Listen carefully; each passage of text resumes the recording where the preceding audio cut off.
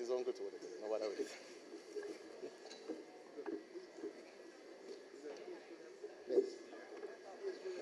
Good morning, sir. How are you?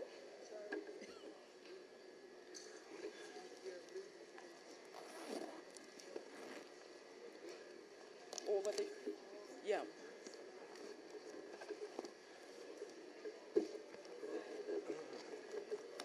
I'm right here. Where's that? Where's that? Ask her to come inside. Okay, why so far? Who's sitting here, sir? Who's sitting Ask beside her. EG? Ask her to come in front. Oh.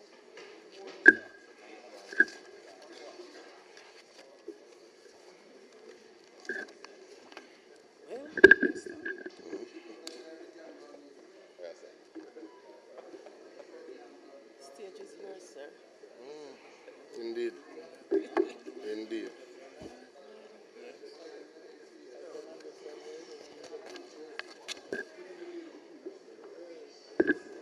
One more, yeah. I will scribble. I don't have a good whisper, but I will try to make it as clear as possible.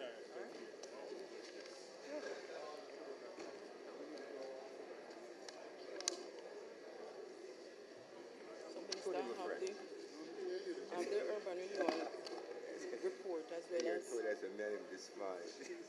the urban renewal and the housing status. Housing grants. Members of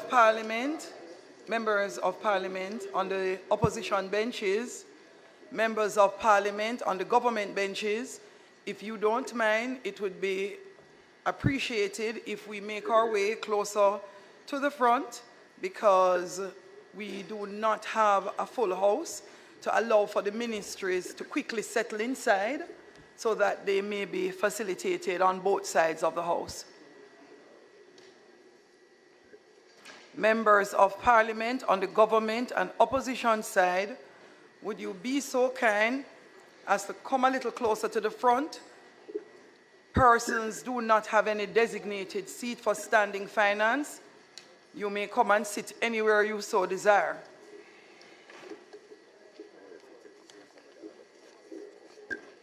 Thank you, opposition members. Minister Fayval Williams, Donovan Williams, you want to have the space at the back there for them. Okay. Member Montague, Member Witter. Them have two sides.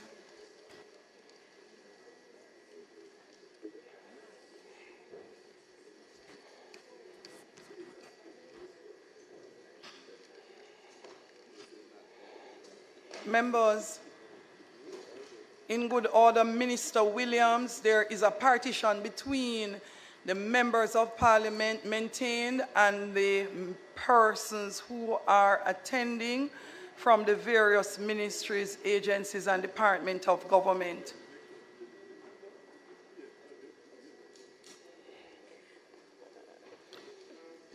Thank you, guys. I'll consider it.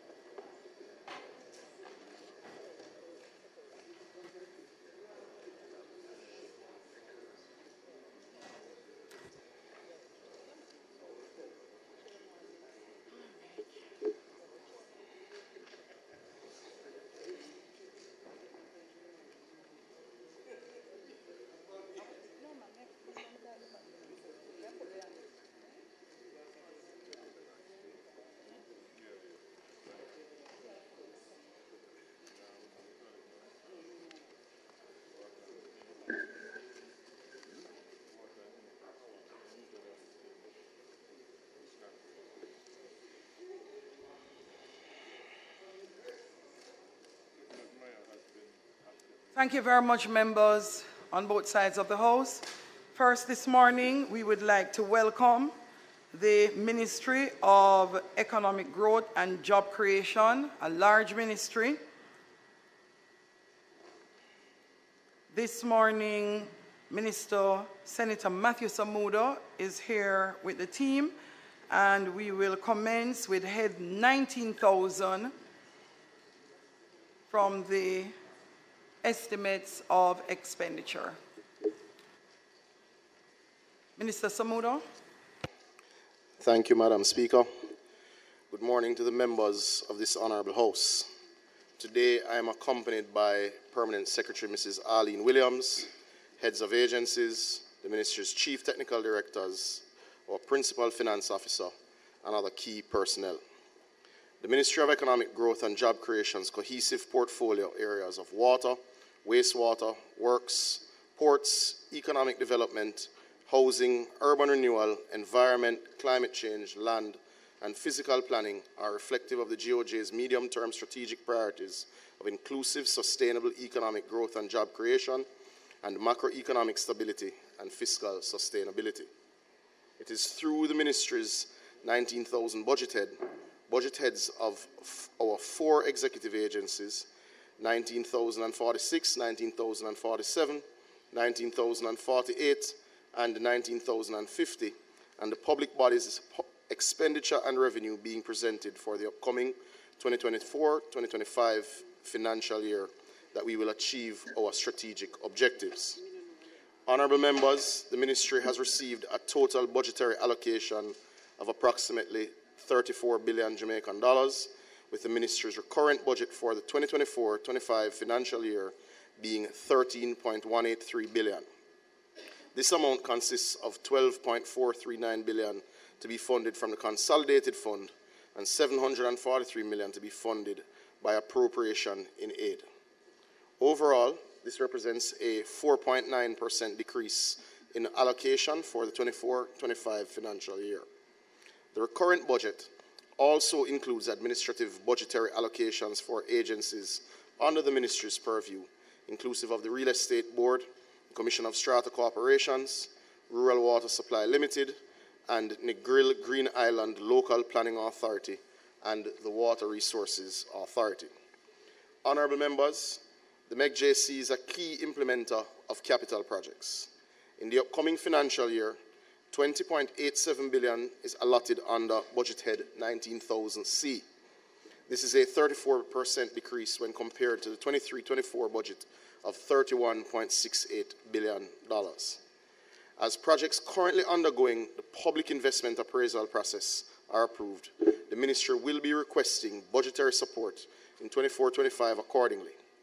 The 24-25 capital projects are as follows: the Montego Bay Waterfront Protection Project, the establishment of the United Nations House, the Southern Coastal Highway Improvement Project, pilot program for climate resilience, the access to finance for micro, small, and medium enterprise, the Boosting Innovation, Growth, and Entrepreneurship Ecosystem, the Big E project, integrating water, land, and ecosystems management in Caribbean small island developing states, dubbed IWECO, the Montego Bay Perimeter Road, the Electronic Land Titling Project, the widening and dualization of Grange Lane, the construction of the Portmore Resilience Park, the construction of the Troy Bridge, and the Rural Water Improvement Project.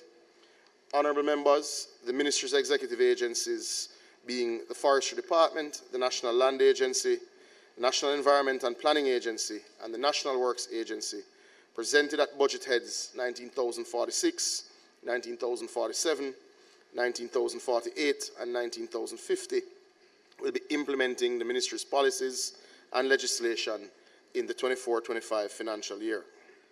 Finally, honourable members, the McJC comprises of major public bodies which implement programs to boost our economic growth.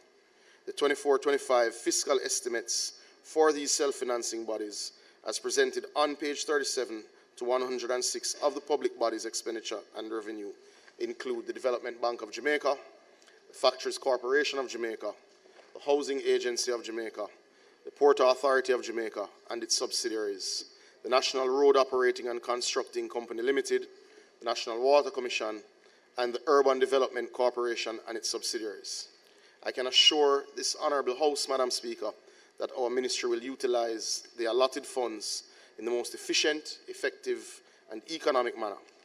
Additionally, it is anticipated that further budgetary support will be requested from the Ministry of Finance and Public Service as the ministry ardently rolls out its programs and some programs to achieve the national ambition. I thank you. Thank you, Minister. Member Paulwell. Thank you very much, Chairman. Morning, Minister, and the team. Chairman, I will be dealing primarily with climate change. And just for the records, you will recall that prior to my being given this portfolio, I had special dispensation from Parliament because in my private avocation, I do work in this area, so I'm declaring interest. Minister, in relation to Jamaica's objectives, and I see that you have embarked on increasing our ambition that was given previously but now enhanced in terms of the reduction in carbon dioxide in the atmosphere. You've moved your unconditional target from 7.8% to 25.4%, and the conditional target from 10% to 28.5%. That is massive. So far, I have heard you spoke about the pilot program for resilience, carbon resilience. How are we by 2030 going to achieve these ambitious targets, similar to those that the government had established in relation to renewable energy? You are now at 50%. There's no way we can reach that by 2030. But in relation to your ministry, what are the projects that will land us there? And I do have 2 or 3 more questions to ask. Sure. Thank you, Member. The nationally determined contributions were filed, I believe, in 2020. That made Jamaica the 11th country globally to update its NDCs.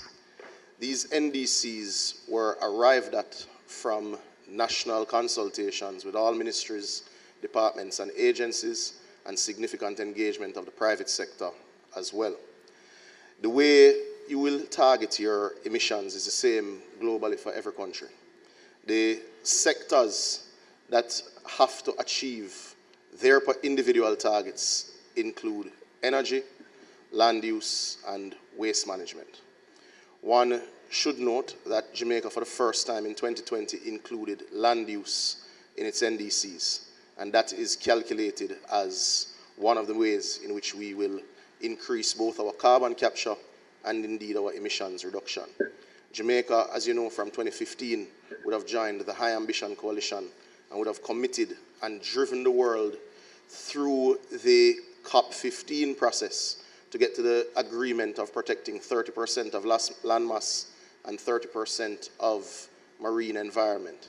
Jamaica is in excess now of 25% of its land mass being protected, with the declarations that would have come from the Prime Minister in his budget speech last year of Black River, of the Pedro Keys, and of course of the 79,000 hectares of the cockpit country. Jamaica expects to exceed that 30% target, which the world has agreed on for 2030 by the end of 2025. We are working through the Forestry Department to identify lands that will make a stretch target of very close to 40%. So Jamaica expects to exceed its land use targets, which play a major role in carbon capture and indeed emissions reduction. Jamaica should also be aware that its forest cover in the last 6 years has actually increased, not decreased. With the land use policies that we have in place, we have seen significant lands that were secondary forests go back to primary forests, and lands that were previously mined out lands and agricultural lands be returned to secondary forests. So Jamaica is increasing its forest cover now currently. So on the land use side, we are not just on track, we are actually ahead of target. On the marine environment, we are between 13 and 15%, depending on which estimate that you reach. We are a part of a LiDAR mapping initiative that is being undertaken by the 5Cs CARICOM Climate Organization, which is being undertaken by our spatial management unit, or being done in collaboration with our spatial management unit. We expect to, after this mapping initiative, as well as based on some work being undertaken by the Coast Guard and the Department of Fisheries, we expect to get to that 30% target by 2030. We have identified our conservation priorities, and I can show you at a different stage which areas of our marine environment equal to particular carbon capture, because we've done the assessment and we had the benefit of support from pristine seas that would have done the mapping. And we're sure that the science is intact. So land use, sea use, we are on path. The Prime Minister has articulated the ambition of closing many of our current dumps, not landfills, but dumps, and establishing a new method of managing our waste.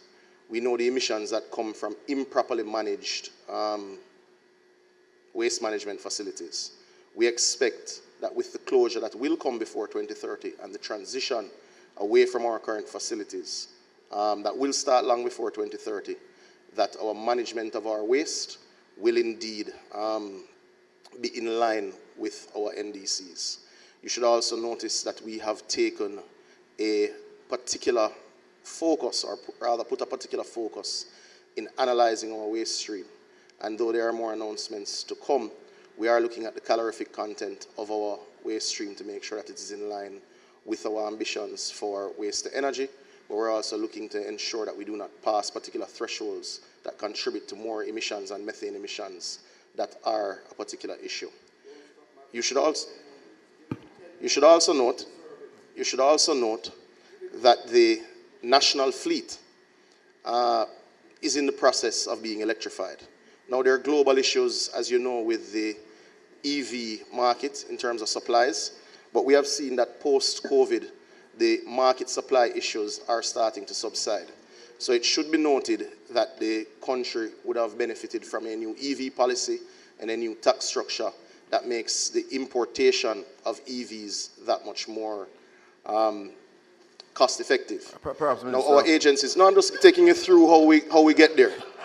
The emissions from the national fleet. No, I'm taking you through how you get there. The national fleet is aged.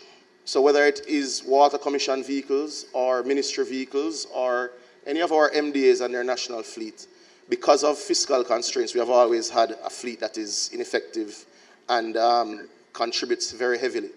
So you would have noticed that the JUTC would have already started its process and bought 5 buses and intends to move from heavy fuel oil to CNG. You'd notice that we've already started the process of buying EVs. We've also done our feasibility studies and will this year buy our first electric vehicles for the Water Commission. The Water Commission is also your largest energy user. Very well. But No, the Water Commission is your... No, the Water Commission is also your single largest energy user, which is also why our electricity bill has gone up above $1 billion on occasion per month. Yes. of your collections goes directly to your energy bill. The Water Commission has a direct plan that will, over 5 years, cut our energy usage significantly. We're targeting close to 50% of our energy usage. Now, this will be achieved by replacing old 40, sometimes 70-year-old could you say, Minister, in relation to all of those yes. things that you have highlighted, what is the cost in the budget? How it is represented here? Because, again, all I'm seeing is your pilot project. So what I would say, member, is that climate change is an all-of-government issue. Yes. The ambition as listed, whether it is through Vision 2030 for a clean environment, is not achieved by any one single cost center. So the Ministry of Science, Energy, and Transportation has a large role to play. Agencies like the Forestry Department and NEPA have a large role to play. The NSWMA have a large role to play. It is not consolidated under a single budget heading, but I can assure you that we are well on the way, not just to achieve our 2030 targets, member, but to actually supersede those. Yeah. The largest issue is the one that I know, well, I didn't hear yesterday, but I would imagine would have been subject of discussion, would have been your conversion to your renewable energy production. That is not for me to dive into because that is under Minister Vaz. But I am assured that during the Prime Minister's presentation and indeed in the sectoral debate, the process to increasing our mobilization of this will be discussed. Yeah, but I've heard you spoke about the waste-to-energy project, for example. And I'm not too sure where it resides now. Waste-to-energy we've been talking about since we were energy minister.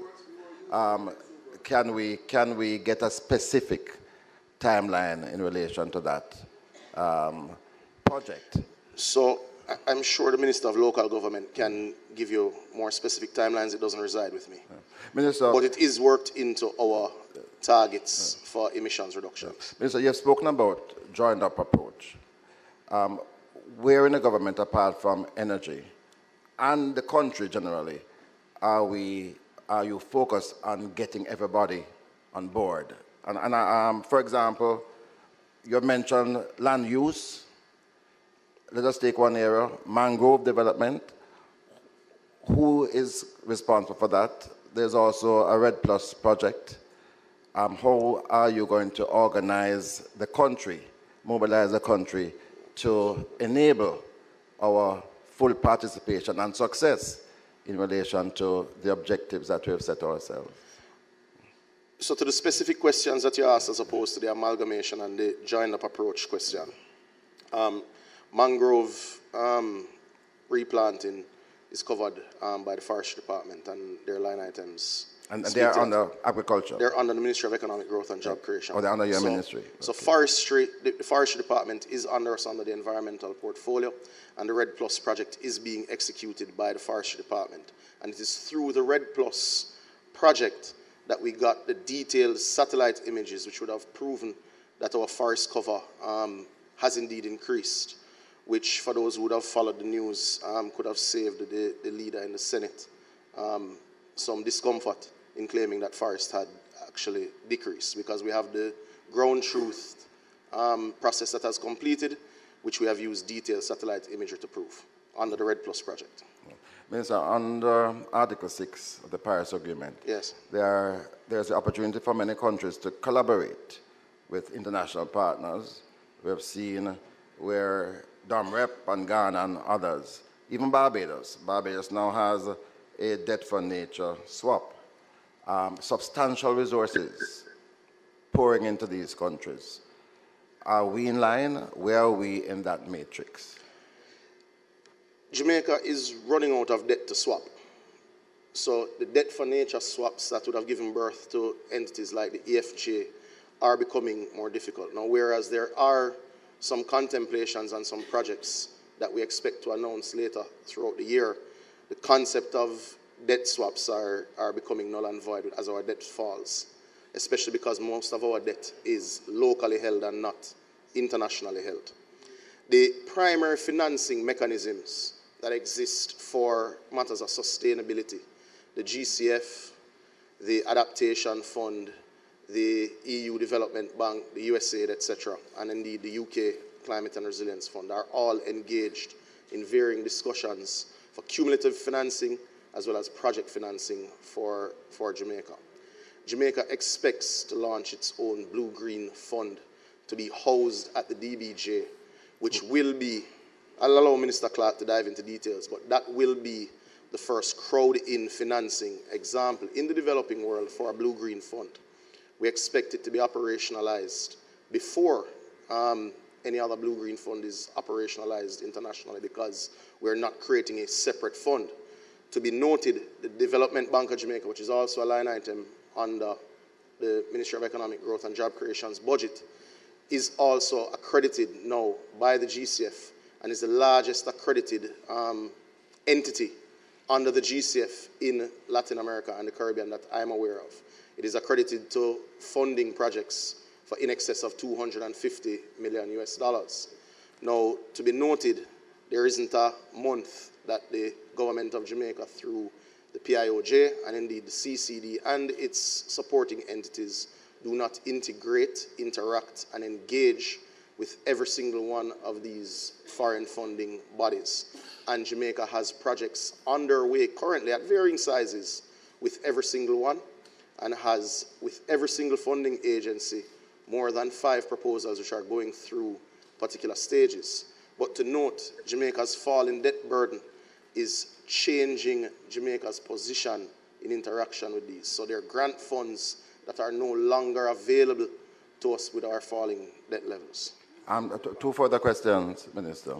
In relation to the carbon market, Sure. you recall when Witter was established, we were able to derive millions of dollars by way of selling carbon credits. We have not engaged the market since that time, yet we have instituted a number of other renewable projects. Your projects dealing with mangrove and forestry. Those are all subject to substantial credits. Who in the ministry is responsible for this in a proactive way so the country can earn from these activities and investments? So Jamaica, and it should be known, is readying its stock exchange to list green and blue bonds. Sorry. Jamaica Yes. is readying its stock exchange, and that project is to be completed this calendar year to be able to list blue and green bonds on the Jamaica Stock Exchange, first in the region.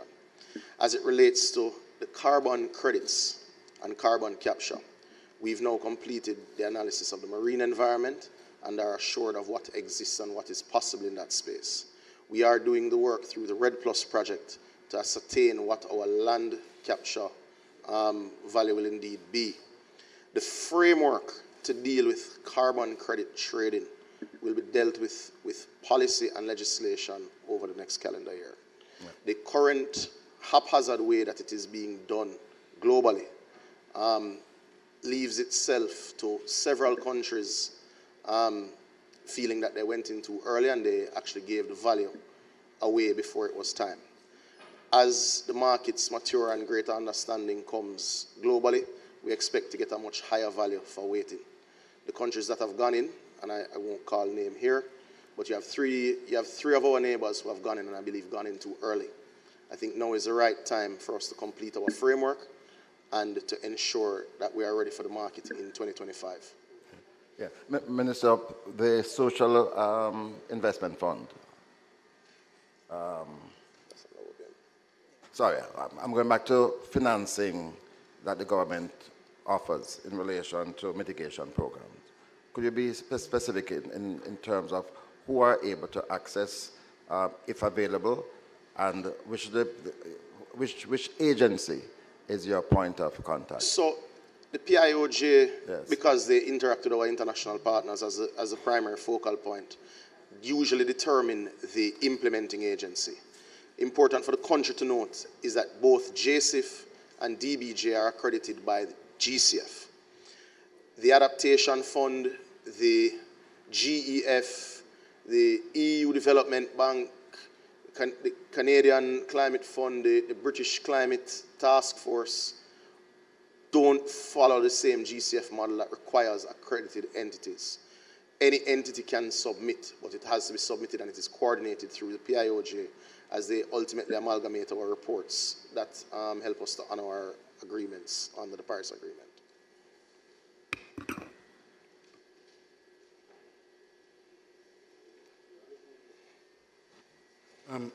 Minister, in line with your response about the framework, the integrated framework, with respect to export trade, you're aware that there are regulations, particularly border regulations, that will over time affect our ability of the private sector to trade in certain markets. How are we accounting for that in our framework arrangements? So, admittedly, that is a focus more of the Bureau of Standards and Minister Hill. But we have been consulting with the Bureau of Standards to make sure that we have gazetted the standards that are in line with the varying negotiations which are taking place. So for instance, Jamaica is the only country in Latin America and the Caribbean with a standard for biodegradability. So for instance, as we would have dealt with plastics or started the process of dealing with plastics, you had a flurry of products, some locally made, some quite a few imported, that claimed biodegradability. Jamaica is now the only country in the region that has a standard, a gazetted standard for biodegradability. We are going through and looking at all of the legal implications of the varying environmental treaties. We're paying particular attention to the INC on plastics, which we expect to have a bit of a Paris-type effect as it did for climate change. Jamaica is leading in several areas of that negotiation, both within CARICOM and within GRULAC. We expect that to have a particular impact on our manufacturers. We expect that whatever the number is that is arrived at in that treaty, countries that do not meet a particular recycling standard, for instance, will be limited in its access to virgin plastic for manufacturing. So that's an example of one of those implications for trade. We're monitoring them very carefully. We continue to coordinate very closely with the Ministry of Foreign Affairs and Foreign Trade. We even expect at some time later this year to have an ambassador of sorts of sustainability whose job it will be to ensure that we miss nothing in the international discussions. If you follow the sustainability space, whether it is the climate change meetings, the environment meetings, or the ocean meetings, you have one every single day, sometimes 3 or 4 of consequence. And discussions that are happening in the South Pacific today will have implications for fisheries and for our trade arrangements in that regard. Discussions that are happening in Brussels as we speak will have implications for the vehicles that we're able to import. So you are right, there will be trade implications, but we continue to monitor very closely and coordinate across government when there are changes.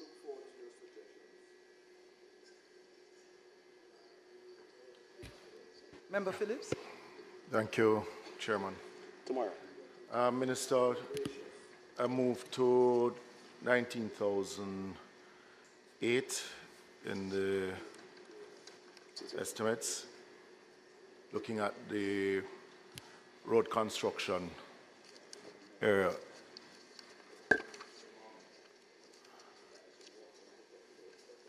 Go ahead.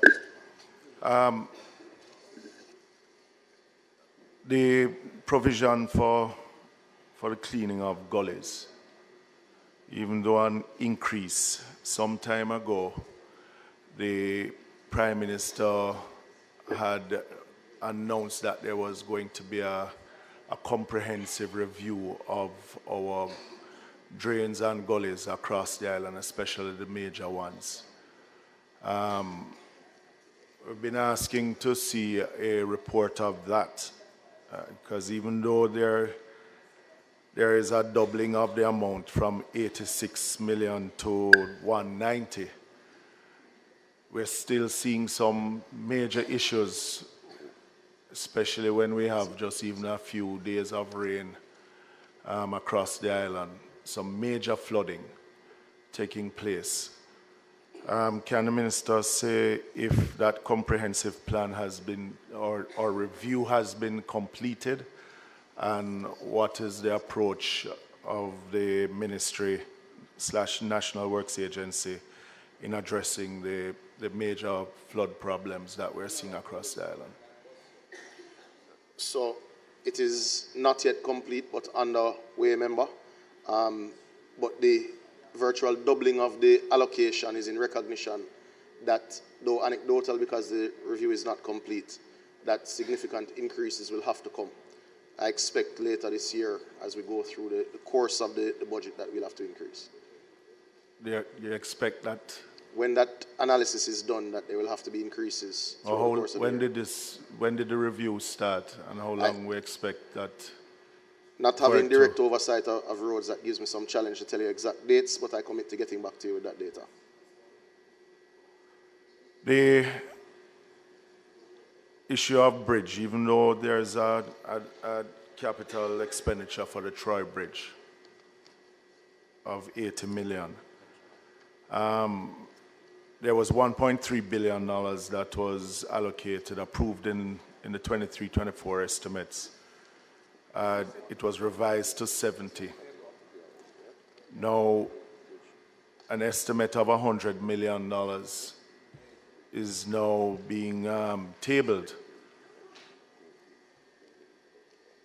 Can you give an update on and why such a drastic reduction in that was approved in the last budget, and why a drastic reduction for the 24-25?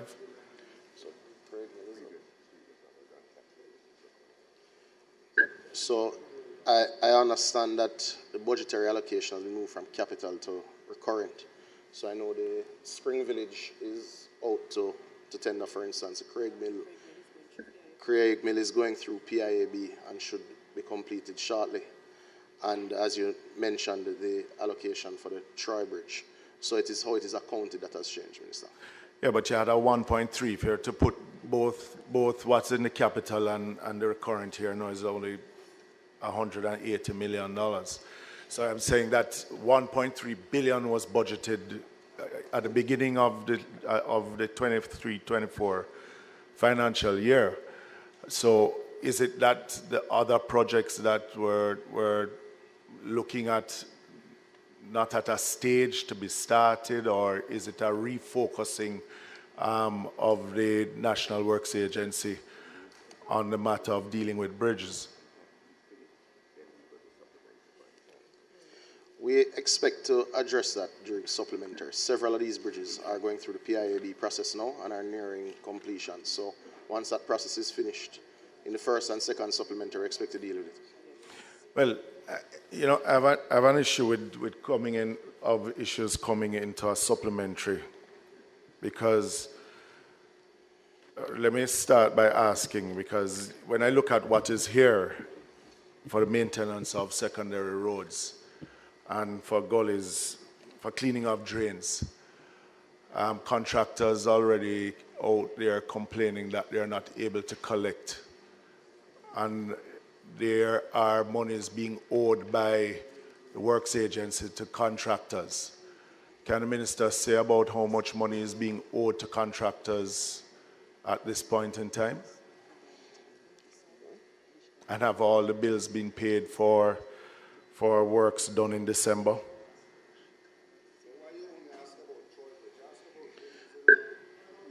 So the member, especially having the sort of road network that you experience in your constituency, would be very clear that the allocation has never been adequate in this yellow book going back decades.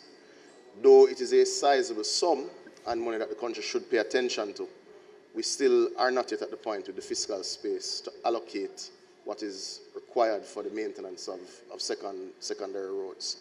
As it relates to sums owed to several contractors, my information is that several of those contractors who would have had varying issues with whether documentation or paperwork will be paid out before the end of the financial year, being this year.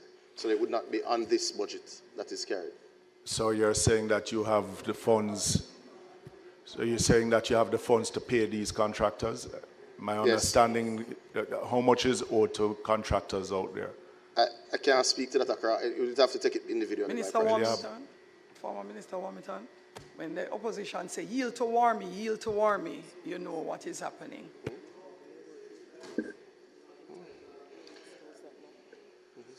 Go ahead, Minister. Yeah.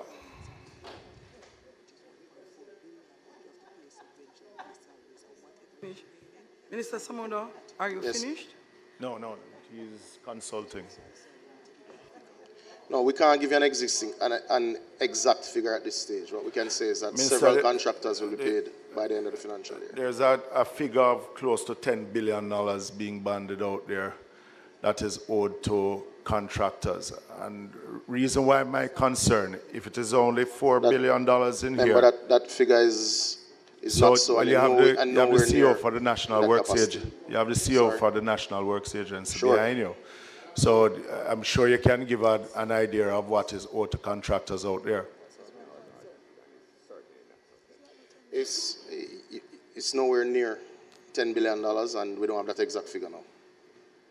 Give me a It's not double digits in billions. and the reason why it the is much concern, less. well, the reason why the Much concern, less. Minister, is because what we have seen in the past, and why I'm concerned now is that we have seen where monies are owed at the end of the financial year to contractors, and then we roll it over into the new financial year with a figure of $4.3 billion here for road maintenance. If it is that, which has happened in the past, that we use the new financial year to clean up the previous financial year, then there is actually nothing left for road maintenance. And you can be assured that's not the case here. Well, I'm not sure if I can take your word on that right now. But that's the word That's you'll why have to I'm take. asking That's you the how word. much. That's the word you'll have to take. No, but that's why I'm asking you know how much is owed to. But I don't have that to the exact figure, but I contractors. commit to getting back to you with it.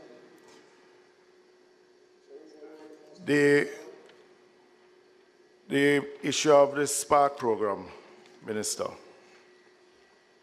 because the Prime Minister, in one of his last presentation in the House before we broke for the local government election, spoke about the Spark program, and that members of Parliament should complete consultation by the end of this month.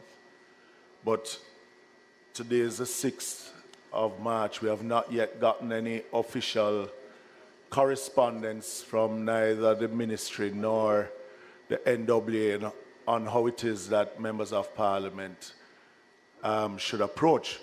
And the reason why I ask is because I see no indication of the program in the estimates.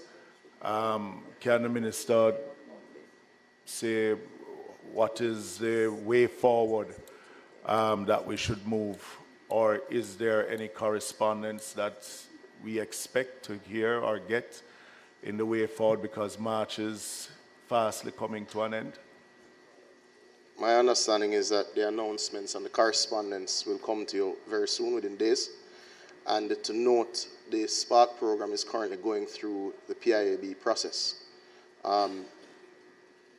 We all know the time associated with the procurement and with getting on the projects list in the country. So it is going through that process now, so it wouldn't be in this book now. Well, I'm sure members of Parliament are concerned about the time frame that they were given verbally by the Prime Minister to complete the consultations. And that's at least the first phase, and then the selection of the roads before we even approach the National Works Agency.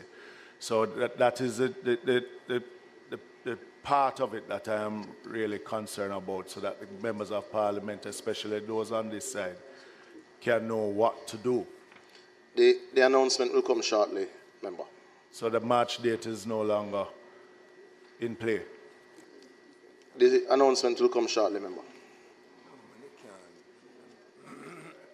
You see, what happens is that we like to make announcements, Minister, when our constituents then ask the question on why it is we are not yet doing the consultations.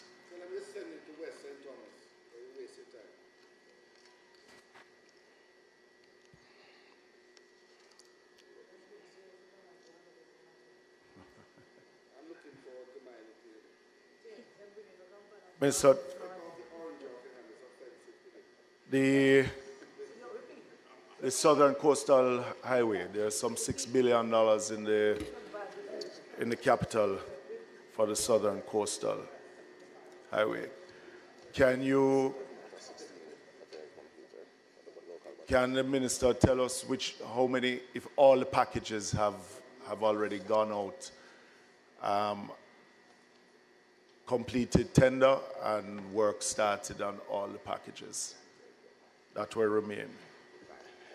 Yes, all packages have gone out and started. 11 of 16 packages are complete. 11 of 16 packages are complete. And then time frame to complete the balance?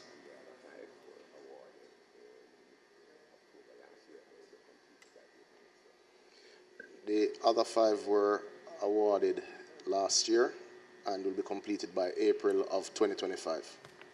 Okay. All right. Thank you very much, Chairman. Minister, I note here under 19,000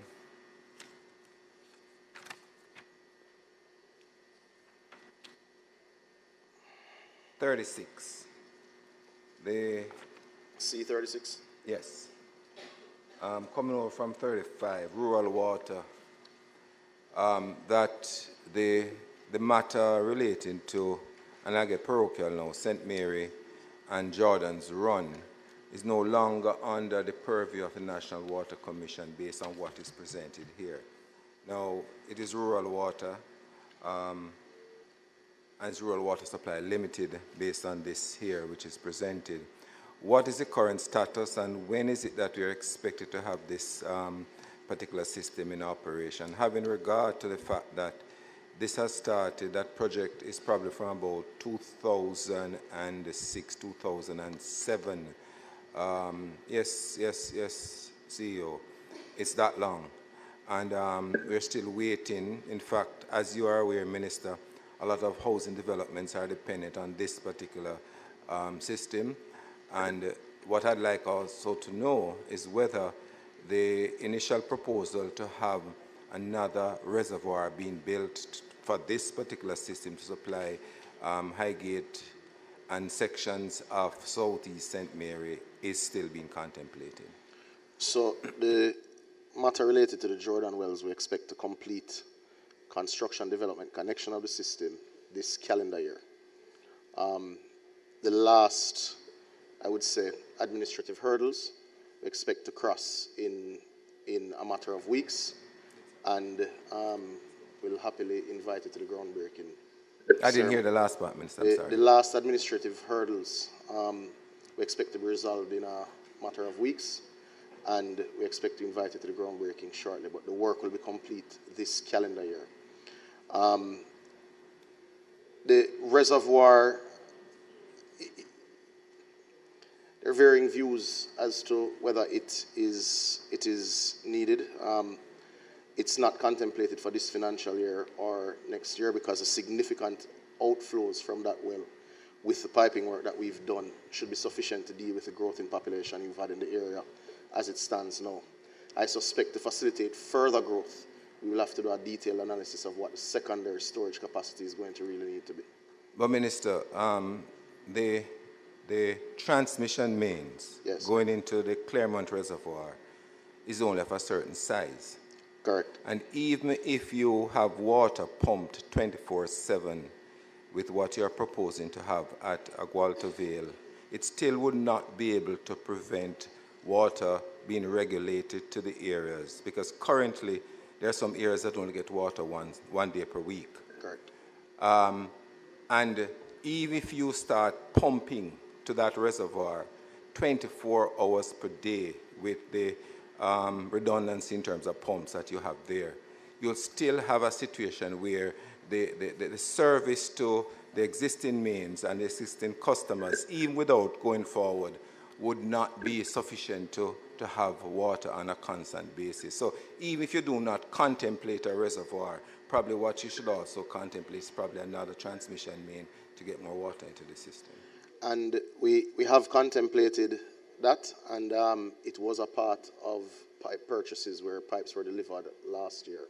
We expect to do quite a bit of work internally as we've increased the capacity at National Water Commission to deliver some of these projects. So there'll be several pipe upgrades within the constituency. Between Port Maria and Negril, it is close to $200 million of pipe upgrades that are required to carry the source water that we need to all the communities along that space.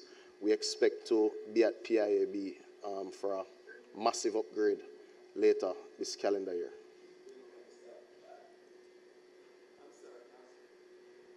You know, Minister, whilst we are very grateful for what happens on the North Coast, right now is Jordan's Run Highgate, and so which is not supplied by that, which is my main concern. And I'm also speaking on behalf of my colleague from Southeast. I just meant geographically. I don't just mean mains on the main road.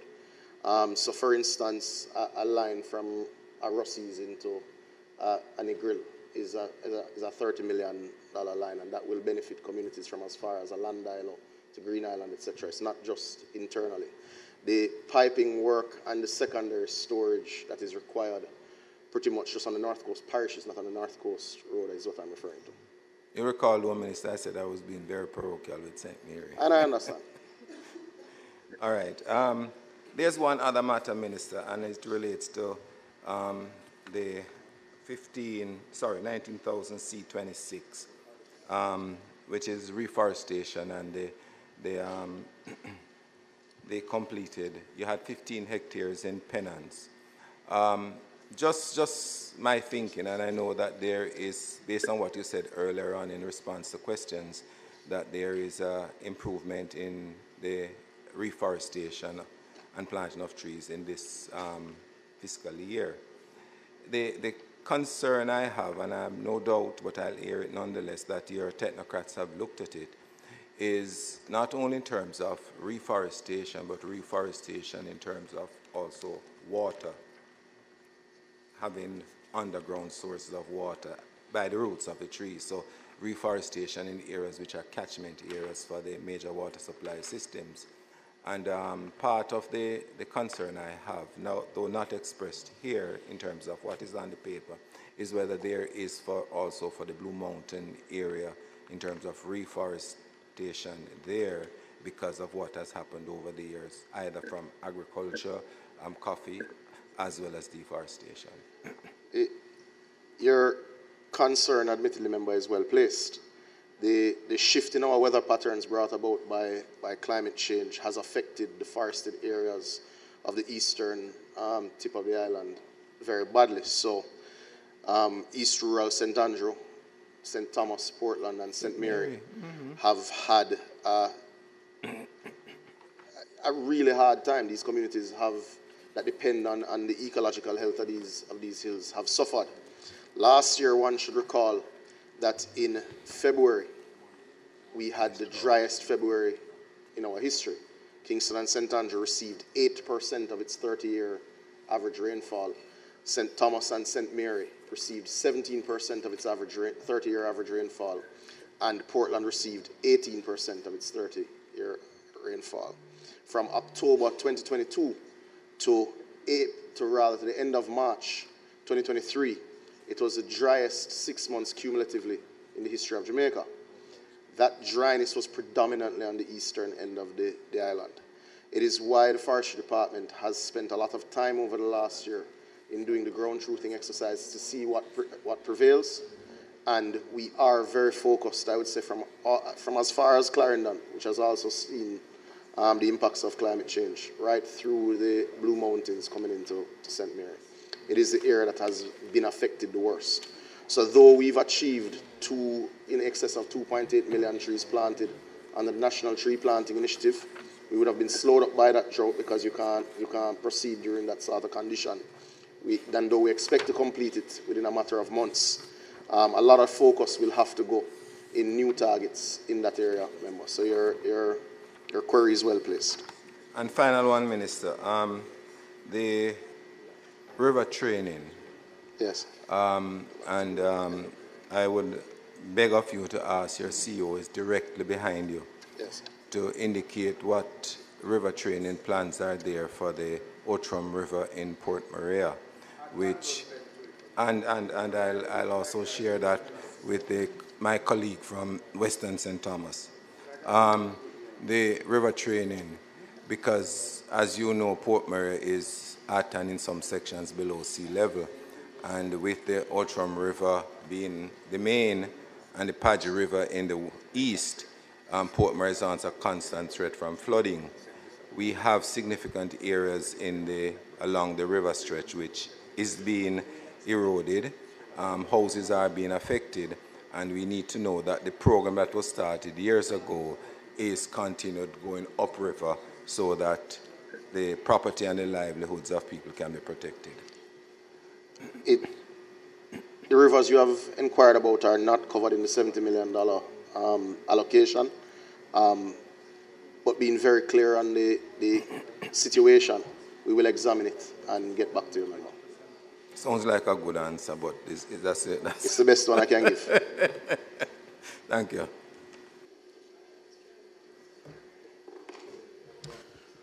Minister, I want to continue on rivers. This time I want to focus on desilting of rivers and gullies. It's not unusual that the Kingston area, particularly Lower St. Andrew, is where a lot of our industrial activities are and take place, and you have residential developments as well. The Duane River rises in Kingston. It's the only river that runs in Kingston and in St. Andrew. And for decades, that river, we have failed to desilt the river, giving rise to a situation where we have given up most of the lands in Lower St. Andrew to flooding. Most of the lands. In fact, businesses had to relocate because of our failure to really address the desilting situation in the Duane River, and where it converges with the Fresh River and some other water sources. Minister, it is now creating a situation that your CEO behind you is well aware that we're creating a flood zone in the entire, a good section of Western St. Andrew, entire flood zones. And it cannot be allowed to continue. Otherwise, it's not just the people in Riverton, but else we have to start relocating. But beyond that, we have the situation with the Sandy Gully. Minister, it cannot be any worse. The threat to infrastructure and to businesses and to lives is a clear and present danger. And I can't do anything more to exaggerate that. It is the bridge that crosses Sandy Gully. In the last rain in December, it was cresting at just feet below that bridge. Why? Because we've allowed an island to develop in Sandy Gully. Sandy Gully is the main artery that drains the water from Kingston and St. Andrew. And it is now an island where people can actually build houses in the Sandy Gully. Minister, we are playing with something very, very serious. The last rain has breached the walls of the Sandy Gully and the floor of the Sandy Gully. And it's in a deplorable condition. And it is urgent, and I cannot imagine that we don't have today a response as to how quickly we're going to address this situation. But I go a little further just before you try. To continue, all of Marcus Garvey, the Port of Kingston, and Tinsapen are also part of this flood zone. And again, for lack of attention, it now represents a clear and present danger. And we talked earlier about climate resilience, and we now talk about drains and gullies and flooding, and that's an entire area that has to be addressed. Otherwise, very soon, we're going to have cause to be concerned and to be regretting that we did nothing while we had the opportunity to do so. I want to know how do we plan to respond in this budget, to that very serious situation that currently exists.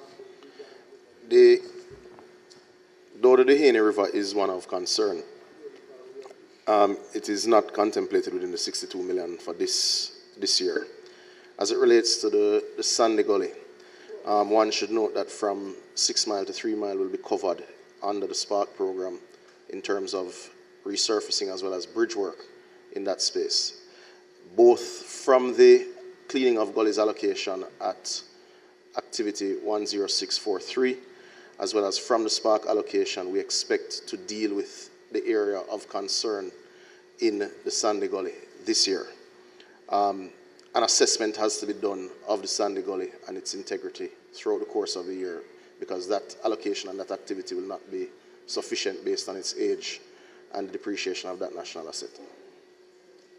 And Marcus Garvey and Principal? Marcus Garvey is an area that the Jamaica Systemic Risk Assessment Tool has identified as a climate risk to the government. It has formed a part of the ongoing National Adaptation Plan development in looking at the national assets and the risks and the costs of fixing that. It is something that we're very clear on, but it is not covered in this year's budget. All right. Minister, while I'm at it, may I just ask a few more questions then? With respect to the Development Bank of Jamaica, you have several programs which seeks to address the situation affecting the micro, small, medium-sized enterprises, MSME sector. And yet what we see continually happening is that the take-up of these resources, even grant sources, are not what it ought to be. Certainly, by now we should be thinking about some of the fundamental issues that affect the MSME sector, not least of which is the informality of the sector and trying to find some solution to that. So it can't be simply a matter of allocating each year a bulk of money in the budget, which comes back and it's not taken up in any meaningful way because the need is urgent. What are the strategies that we're going to employ differently from what we've been doing to ensure that this is not just a paper exercise each year of allocating sums of money, and it comes back that they're not being sufficiently taken up or addressed by the MSME sector? So there is a large part of that question that is addressed under the Ministry of Industry, Investment and Commerce. And we should recall that coming out of the 2013 IMF agreement, the Self-Start Fund was absorbed into MIDA and then subsequently into the Exim Bank, which is housed at MIIC, so I wouldn't be able to address what is handled there. But just to note that last year, or this budget year, we were able to deploy 100% of the funds under the SERVE program, which directly targets MSMEs. Though not an agency under my direct superintendence, that is a report that I have. But I believe the primary focus on MSMEs is indeed under MIIC.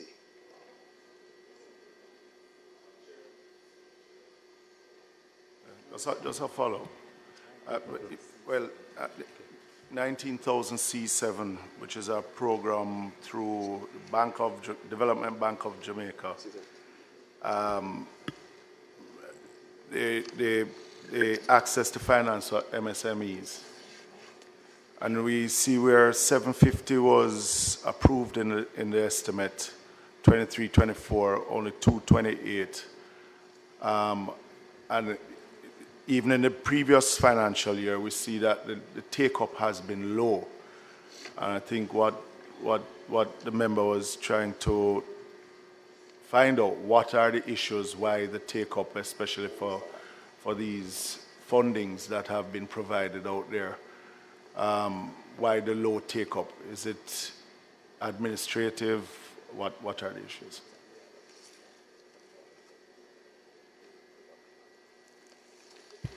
So there was a decision taken, member, in the year that is coming to a close for a reallocation of $5 million US to the venture capital fund under the Development Bank. That's my information. So the reduction was not necessarily because of... But there was a reduction also the previous year. All right. So, you know, it begs the question if there are issues with accessing the financing through these small and medium-sized entities through these monies that have been provided. And this has been a long-standing issue. It is not just no. But why is it that there has been such a low take-up of monies that have been provided on an annual basis?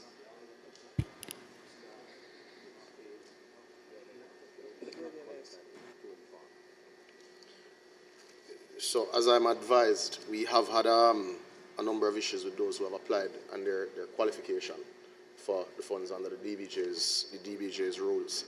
I know that the rules are quite different under the old self-start fund and MIDA, which is dealt with by Can hardly hear you, Minister. No, my understanding is that we have had issues with the qualification of prospective borrowers under the DBJ's rules. I know from my time at JBDC that is where those who had qualification issues were to be dealt with, which is now under the Exim Bank, which is under MIIC. But I understand that Exim Bank is having a similar issue with low take-up from the small and medium-sized enterprises also. I understand that to be so, but wouldn't be able to speak about it as well, as it's not under MEGJED. But I mean, but I understand the concern. This is just, and I think it's something that we'll have to address. We'll have to look at, because if the small and medium-sized enterprises, we keep saying, both sides, that this is going to be the growth of the economy. And there's access to funding, but they can't access the funding. There is convergence of concern, member, so we agree. Yeah. Let's continue, Minister. The Port Authority. The two sets of questions for the Port Authority.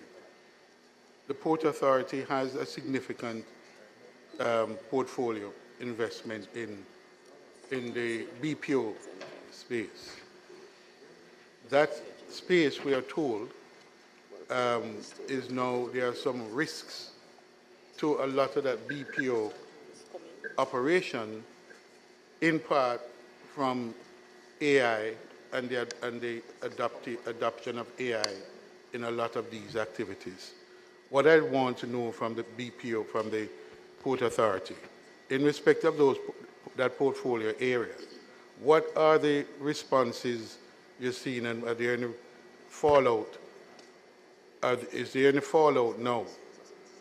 And your projection for the future for the BPO activities due in large measure to technology and the technological revolution that is now part of that space? What are the implications for the portfolio? So I would bring members' focus to the investment plan under the submarine corporate plan on page 82 of the public body's book. You would notice that there are no investments slated for Port Authority in the area of BPO. A policy decision has also been taken. No, you mean no additional? No additional investments to be made in that area. The decision has also been made for the Port Authority to monetize its existing assets by way of divestment of its infrastructure in BPO space. The BPO industry is largely, again, focused on by the MIIC, and I would allow them to answer in terms of the risks to the BPO sector generally. But in terms of the assets that the Port Authority has, the intention is to divest those and focus on its core business. So my questions still remain. If you intend to divest those, if AI poses a risk, what sort of value you expect to obtain from that divestment process? The policy decision is not based on any risk per se to the BPO industry. It is because the opportunities that present itself that we have been taking advantage of in the area of shipping and logistics, you need the additional capital to take advantage of those. So we are monetizing those assets to allow us to move much faster in taking advantage of that logistics capacity. The risks from AI and indeed the general state of the industry is not one that I'd be able to speak to, member. Repeat that, because that's the risks or opportunities in that industry is not one that I would be able to speak to. It's not an industry that I have oversight of. No, but Port Authority does. But we have indicated that we have started the process to divest those assets. And so my question shifts. I hear that. I understand that. My question shifts. And focuses now on the risks to the assets themselves, and what their assessment is as to the value to be. Because, Minister, you're saying the resource is to go into another area. And so I'm saying, what are the value to be realized from the assets, if in fact there are risks to the asset, which is what is the premise of my argument. Though not my area, it continues, the BPO space continues to benefit from significant interest, even with new investors who wish to come here. The policy decision to divest those assets is not based on an assessed risk from AI or other potential threats. It is purely to ensure that the resource is used in line with the Port Authority's core business. Well, let me shift then to logistics. Since you say that's the purpose of the divestment, is to garner the resource from that to go into logistics. Now, what sort of, well, is that the focus of your Ministry of the Port Authority at all? Because that's a shift in focus. I'm not following. Before I ask a question about logistics, because I don't want to hear that it's not the focus of your focus, so that you can't answer the question.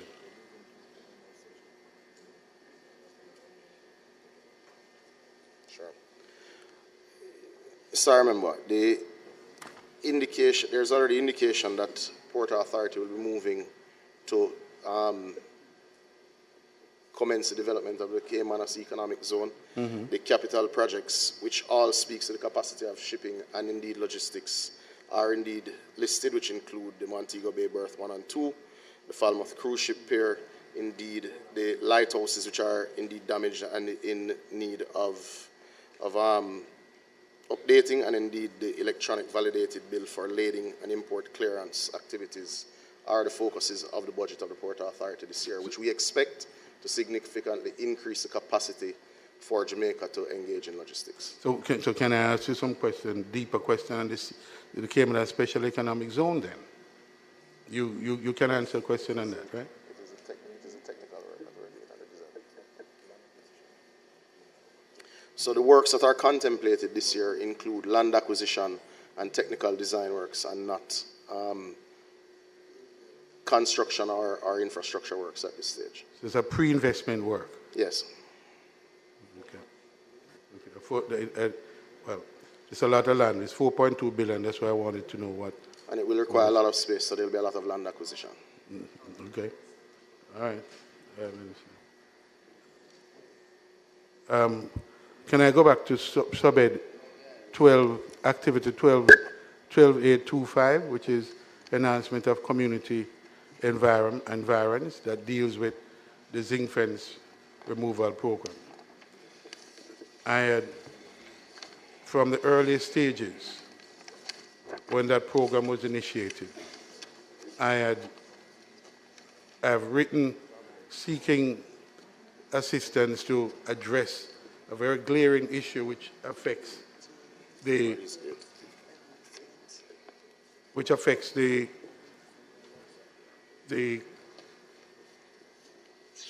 community of New Haven.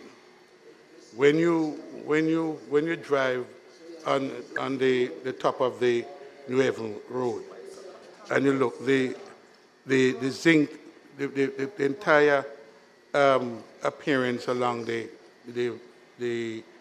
boulevard and onto the highway is exposed, and so we've asked for the zinc fence. It's a zinc fence line in the entire stretch to remove the zinc fences, and we have not even had the benefit of a response to what is that glaring concerns. If you're talking about addressing the environment, coming from from Boulevard onto the highway, it is a glaring situation, which even for the Tourism Enhancement Fund, it's a project that when I didn't get a response, I tried to pivot to see if we can get a response from either of those. And there's been no response. There's no response. So to deal with the members, to deal with just an overview of the program, it is listed at activity 12825, and 250 million for use of goods and services is indeed, that is 19,017 that is covered there. To note, we have received project proposals from 55 constituencies They have been reviewed and evaluated. My understanding is that all 55 would have been contacted. If there's a contact issue, we can deal with that separately. Though 8 constituencies have not yet submitted, a total of 90 proposals from these 55 constituencies have been reviewed. 61 developed to the stage where implementation can be undertaken. 25 projects have been implemented in 12 constituencies at a cost of 36 million. 20 projects are still in progress and costing 31 million in 11 constituencies to be completed before the end of the financial year. There are 12 projects where contracts have been signed, and these have all been done with the restricted bidding procurement methodology. There are 4 projects which are expected to be awarded that value some 35 million, which we expect to be done before the end of the financial year. What I see here in relation to your project that you would have submitted is that the tender process was completed. However, we had no responsive bidder. The project is to be retendered on March 29th. Okay. Thank you.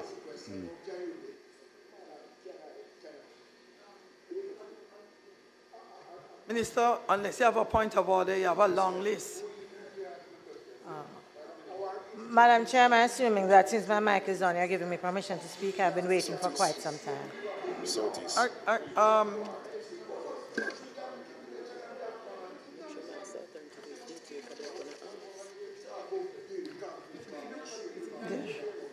Finish? Oh, he's talking. Ask him if he's finished.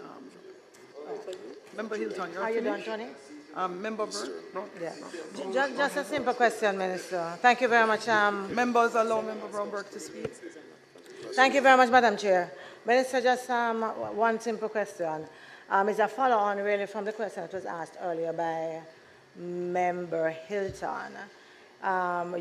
He had asked you about the Marcus Garvey Tintin Pen area and the works there. I wanted to take it just a little bit further up. East Avenue, we have had some diversions since the works that were done in terms of the laying of the pipes and so on. The entire community, all the communities in that area, they have been thoroughly displaced. We have been asking for quite some time when we are going to revert to that two-way, do the repairs that are required, and return the community to the persons who live there so that they can come in and go out with certain safety. You were there. We have asked the police, we have asked NWA, we have asked you before, and I am not sure if it is in the Spark program or if there is an allocation elsewhere for it. And I'm duty-bound sitting here today to ask that question. As part of the NWA component under Spark, it will be done this year. But I do recall your questions on that even previously, member. Member Hanno. Thank you. Good morning, Minister. Morning, member. Good morning to your team. And I wanted to just start off by, in the recurrent, by asking you, I think all of us are coming out of a particular exercise, recent exercise, and one of the major complaints across the political divide, across the constituencies and divisions, are roads. And it doesn't matter if it's an NWA road or a parish council road, roads are roads. And so I still don't think that there's an adequate amount in the budget to satisfy the infrastructural work that is critical. So the first question I have is, perhaps, is this fixed? Because I know over the years, Mr. Hunter has said that this is a drop in the bucket, and it doesn't seem to be increasing exponentially over the years. So the first question, is there a real mechanism to address the shortfall in fixing the secondary roads? The other one I want to ask you is in the public bodies. And I want to turn your attention to the National Housing Trust. Over the years, just come here, Denise. So, remember, the challenge I would have with that one is that the National Housing Trust is under OPM, not MEGJEC. but I could address the road one if you're Well, so minded. if I would like to, because I think it is critical. And my apologies, Madam Chair, for not dealing with it that way. But over the years, if you look at the operating expenses of the National Housing Trust in the Public Bodies Book, and I can take you to it, you're projecting to make about 48 billion this year, but your operating expenses are 28 billion. So over the years, the operating expenses of the National Housing Trust is very, very high. It's more of a policy question, because if you're looking at what the Housing Trust is building in the Public Bodies Book, it's about 3,800 housing solutions. And based on what it is doing currently, it even seems like an inefficient bank the way it is operating. And if you're doing the math and prorating what the cost is to build a solution, or for those 3,800 approximate this year, which it projects to build, it's about 14 billion. So I'm asking you, is there any real strategy to make it a more efficient organization? Because if you're projecting to make that much money, 48 billion, and you're only projecting to build approximately 3,800 solutions this year, we have to find a way, Minister, to make it more of an efficient body, because the operating expenses are also too high. It's about 28 billion. So I leave that with you, because if you do the math, it looks like an inefficient bank, and I would love to figure out how is the Housing Trust now comparable to commercial institutions in terms of what they're lending, what they're building, etc. So that is my concern. It's my concern as a citizen, and it's my concern as just someone who wants to see the Housing Trust do better. So those are my two issues, Minister. Member, to the first question, I think it is impatient a debate that the amount required to maintain secondary roads would probably need another zero, based on what we would have all seen from our recent traversing of the country. The largest attempt to address it that I'm aware of will be done through the SPARK program. One of the elements that we expect to come as an output of the SPARK program, and certainly the work of our Spatial Data Management Unit at the Ministry of Economic Growth and Job Creation, will be a true registry of all roads, pathways, whether it is NWA roads, parish council roads, farm roads, pathways, community roads, etc. We expect to, through the work of our Spatial Data Management Unit, and indeed through the SPARK program, to get that singular registry that will at least allow us to schedule works when they should be scheduled. The allocations will obviously still have to grow, even with what we've allocated with the SPARK program, which is a massive allocation over the next 2 years. That will have to become a regular allocation if this item of maintenance of secondary roads is to truly achieve what the people want. So there is no illusion that this line item is indeed not sufficient to deliver what is required, though it's still from our budget a large allocation. But the SPARK program will address that, and I think in the course of the budget debate, significantly more details will come on the SPARK program.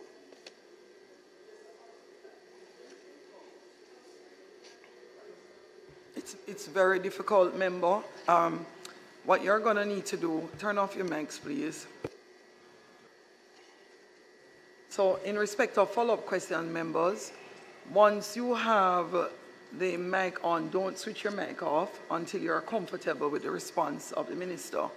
Otherwise, we have to go through the round, yes, of turning the mics back on in the order. No, not necessary. We have turned off everybody's mic, so go ahead, member. Minister, is perhaps a suggestion could be made for this sectoral debate? Since it is so impatient from both sides, is there a mechanism that the Parliament could probably come together? Because every year we still talk about setting the budget before and then having the sectoral debate after. Can you and your ministry, apart from the SPARKS program, because the SPARKS program is one important and critical factor of it, but we have to find a mechanism to not go into next year with the same problem. So is there a mechanism that we could probably, or your cabinet, or maybe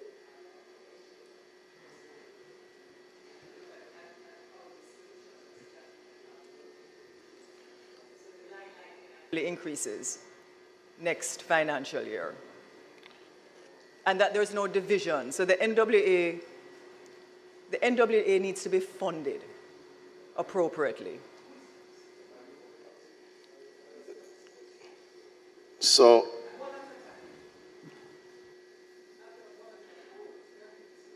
member, the concerns are noted.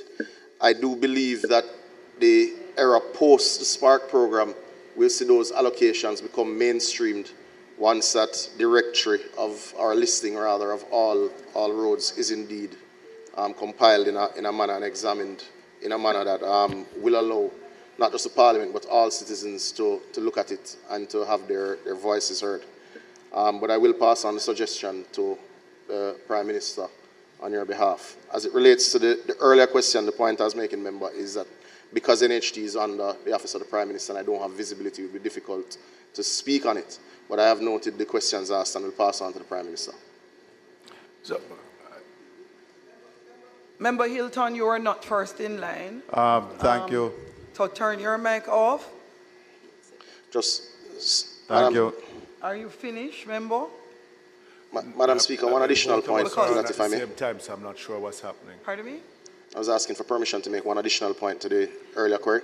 All right, so members, could you be so kind as to turn off your mic? I've already identified the order in which you had your mics on. Once you keep turning on ahead of the other individuals, then we're going to keep having a musical chair. So allow Minister to finish. The next person is Member Phillips, then Member Montague, then Member Robinson, and then Member Hilton. Please turn your mics on in that order. Oh, you? I didn't see you. My apologies. When did you turn your mic on, member? Long ago? That wouldn't be true, member. So, is it joking? Madam Speaker, just to complete that point, my understanding is that the instruction from the Prime Minister through the Permanent Secretary to the NWA is that post the Spark program, that 20 billion figure is to be allocated to the maintenance of secondary roads as a line item going forward.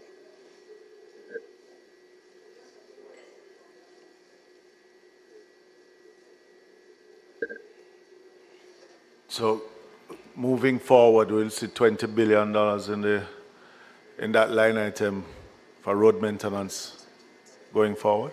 That's my understanding. Right. Well, I'm happy to hear that because I was just going to raise the issue to find out if Spark is going to be a continued program or is it just a 2-year program, because even after the 2 years, the whole issue of road maintenance will become an issue. Even after we do all this work through the Spark, then there has to be a way in how it is that we maintain our roads.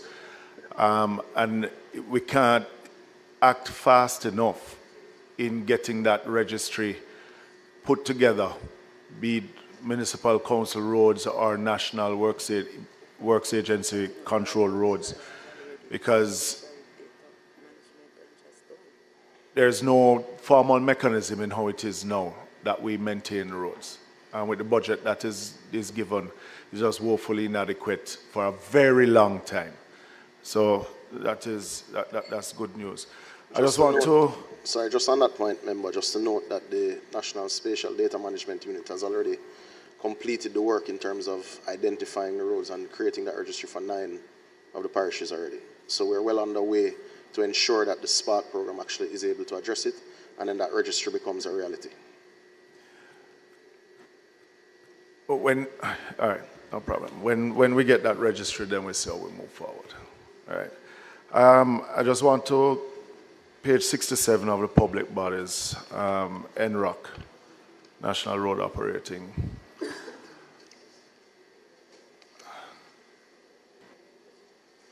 There's a inflows for the Montego Bay per meter road project. I'm seeing inflows of $1.3 billion. Can you state what activity is done with the perimeter road that this is a revenue of this amount for NROC? Is this a management fee? Because there's also a line item of management fees. Sorry, could you point to exactly where you're looking at? Page 68 in the income statement.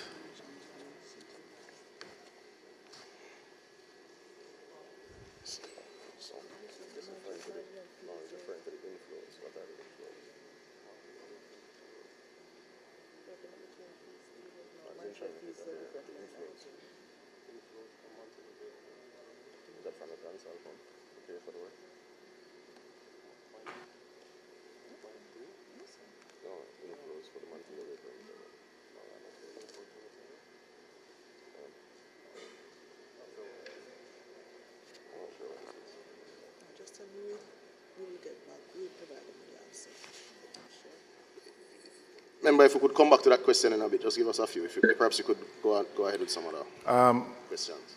Also, in the operating expenses, when Trans-Jamaica, knowing that NROC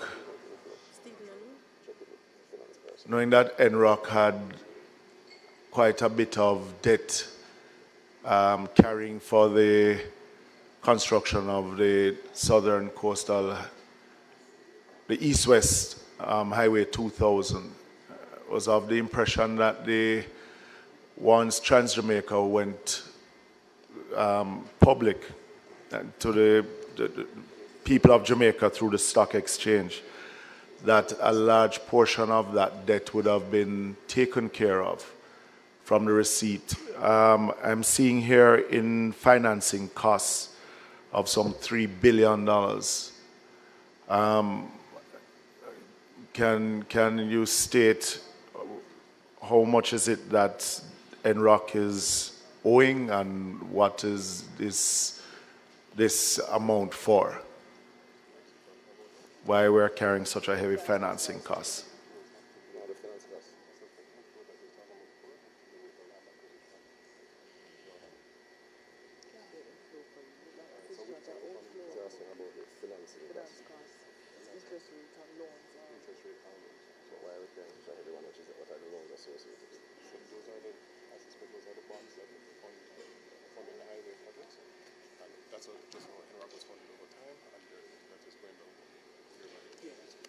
So you are correct that the financing costs are associated with the bonds that would have funded quite a bit of that work? I'm not hearing it clearly, Mr. Sorry.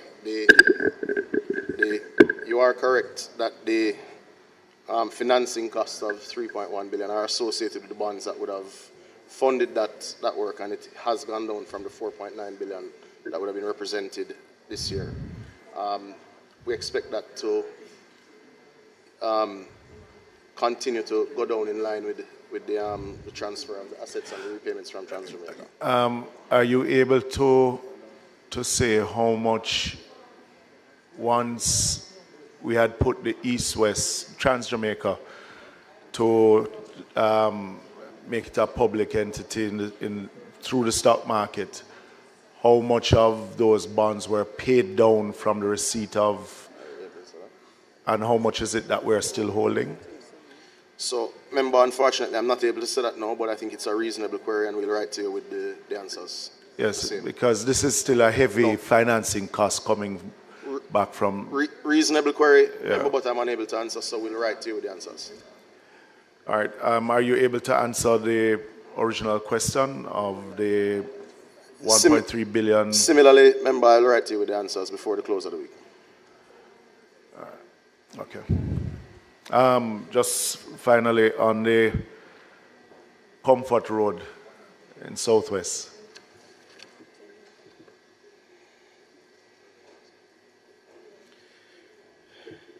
The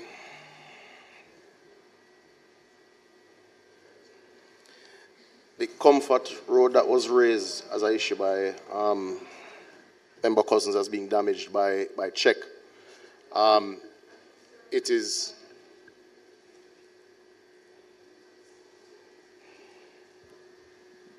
the matter was investigated, and it was not found that check would have dealt with the damages associated with Comfort Road, whereas it was found that, for instance, Fogo Road was damaged by a check that was indeed repaired by same. It was by heavy equipment associated with other activities, in many cases private sector activities, that would have damaged the Comfort Road. We expect that it would be dealt with through the Spark program, but it was not damaged during the check construction. Okay. Just since I have you on NWC, there has been a project that's been on the table for over 2 years now. The Union to Comfortall, Evergreen, Oxford, that was supposed to be financed through the Caribbean Development Bank, I think it was. Community consultations have been kept. We haven't seen any movement on that project over the last 2 years. So the CDB loan has finally been signed. It has gone through the PIAB process. We expect to complete the design work for that project this year out of the $85 million allocation for the CDB projects to rural water specifically. So that we expect that to probably start in the next financial year then? I would expect so, because the design work should be complete. That would allow us to go to tender this year.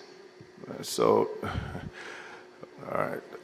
The issue, are we now able to start on the Greater Mandeville water supply, the one from Greenvale up to Kingsland? Because that should have started from June of last year. Got correspondence that should have started already, and we have not seen any movements by a second contractor.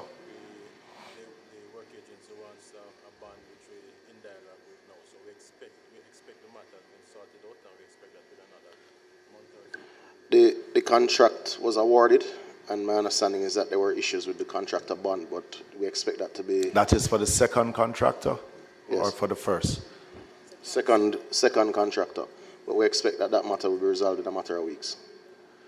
And let me just ask, on that same trunket line that is going to be replaced between Greenvale and Kingsland, the main trunket line passes on the main road, but none of the communities, neither in southern Manchester, the left side of the Spur Tree Road, what we would refer to as Spur Tree Road, or on the right-hand side, which is northwest Manchester, none of those communities have any piped water, but the main trunket pass through their community. Will that be a part of this program in getting water into those communities, seeing that we are now going to be digging up the main road? So upon completion of the work at the Pepper Wells, there will be sufficient source water. The inadequacy of piping in these communities is well known and documented and impatient of debate. We expect upon the completion of the Pepper Well upgrades that we'll be able to do that piping work that will connect both constituencies and the communities of that area. No, but while we're digging up the road surface now, are we going to be at least taking those mains, taking it off the main, at least to send it so that we don't have to dig up the road again? Yes, that is the intention. The spark. Yes, that is the intention, and the pipes are in stock and were delivered last year, out of last year's pipe purchase. No, that's for the main. No, for the distribution lines. For the distribution lines. Distribution lines, okay. The pipes associated with those elements of the project are already we're already in receipt of those pipes. Okay, all right, thank you. Members, just a word of caution. We have been giving a lot of latitude today.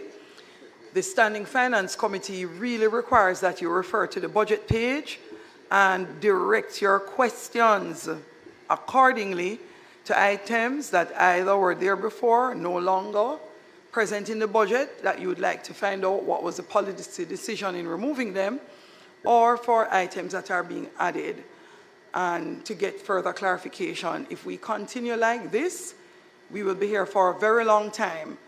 In an hour, we will take a half an hour break, and we would want to be able to take it when the next ministry is finished. Next member is Member Montague. Thank you very much, Madam Chair. Minister, I have 4 questions that will cover NWC, NWA, rural water, land agency, and housing agency, so you can get your mind in view. Number 1, Minister, the Mason Hall and Wentworth water projects. I don't know if you are in a position to give us an update on these projects or a start date. As you know that the Mason Hall project has been around since 2007. Elements of the Mason Hall water project will commence in less than 2 months, Minister. There are elements that are tied to the CDB funding, but certainly some of the distribution network will commence in 2 months. The other elements, we expect to complete the design work associated with same this year. You know that project will last some 24 months from commencement to completion. And the Wentworth piping project, sir? The Wentworth piping project will start this year, but not in 2 months. I'll be able to give you a firm date in another week or so. Thank you. Minister, with regards on the Water Commission, the Geisel water scheme has been one that has been out there. I don't know if you have any plans to upgrade or to expand the Geisel water plant.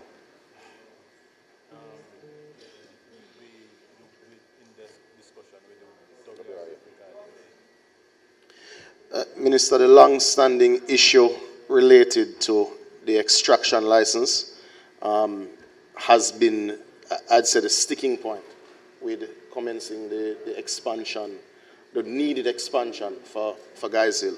I believe we're in a better place to resolve that now. But again, in a couple of weeks, I will give you an answer related to Geisel. I believe the people from underground is here. From WRA?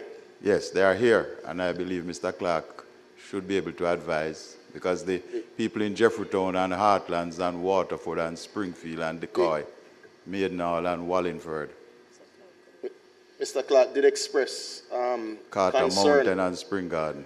Mr. Clark did express significant concern in the preparation session for Standing Finance Committee related to same, which is why we're doing the studies now, and we'll be able to update in a couple of weeks in terms of when and how we'll be able to address Jeffreytown, etc. Thank you very much, Minister.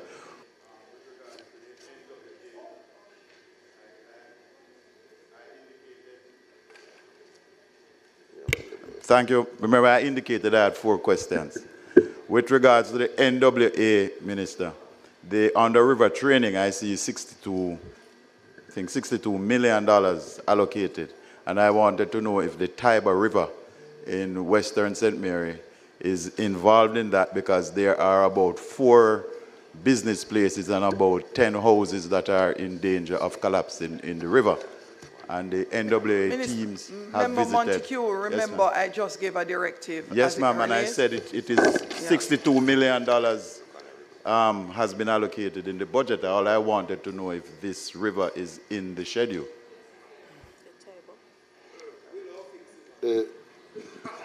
It's not in his division. It's not in his division. that is in Councillor Hutchinson's division.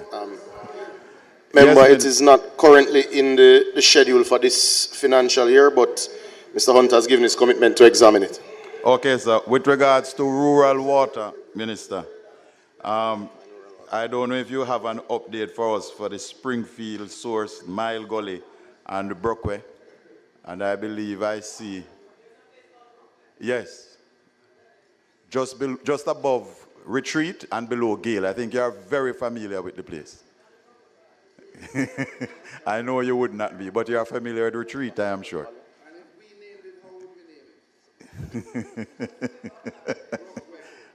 I know that you are one of Retreat's favorite daughters. Member, the project is budgeted this year in the allocations to rural water, and is budgeted at $7.6 million for Fallen Spring Brookway.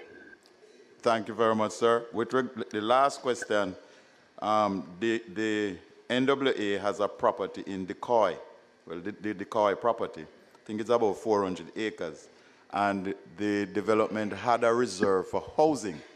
And the community has been pressing to have that bit of land released so that they can acquire lots in there, because the community is what is called a one-sided community. The property has one side of the whole district and the other side of the road has people things. So they wanted to know if and when, and if there's any plans in this year's budget to treat with the Decoy property and the housing reserve.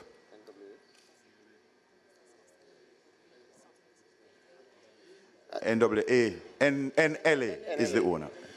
So we're aware of it, member, but there's no plans in this year's budget to deal with it. But we will take a look at it and get back to you as to when we can look at that one. And the final thing, sir, is the Eden Park development, which was done by the Housing Agency of Jamaica. And it was absent of pipes. A contract was issued just before COVID. It had to be suspended. And the housing scheme is without pipes. And I would like to know, well, they started the project. Would like to know if in this year's budget, if there's funds in there to complete the water supply to the Eden Park housing project. Yes, yes, member, it is budgeted for completion for this financial year. And with regards to, last thing and I'm gone, looking at the budget for the NWA, I see $508 million for island-wide mitigation. Is that the Christmas work or is that for hurricane?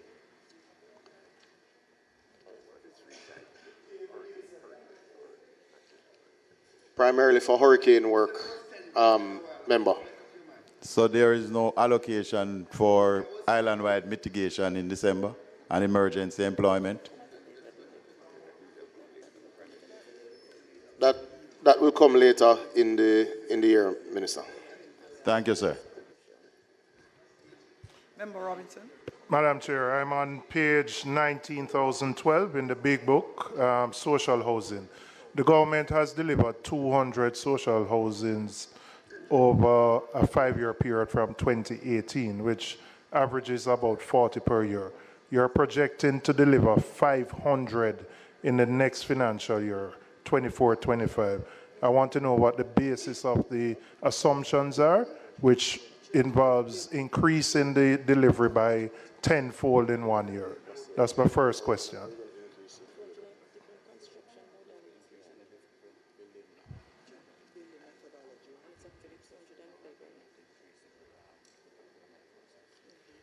So, remember, the process actually started in 2020-2021 budget year, so it's not a 5-year-old program. But the expectation to increase the volume of houses delivered are related to a framework agreement that we intend to put in place, as well as a change to the building modality that is being used or has been used since that period. Can you elaborate on both for me, please?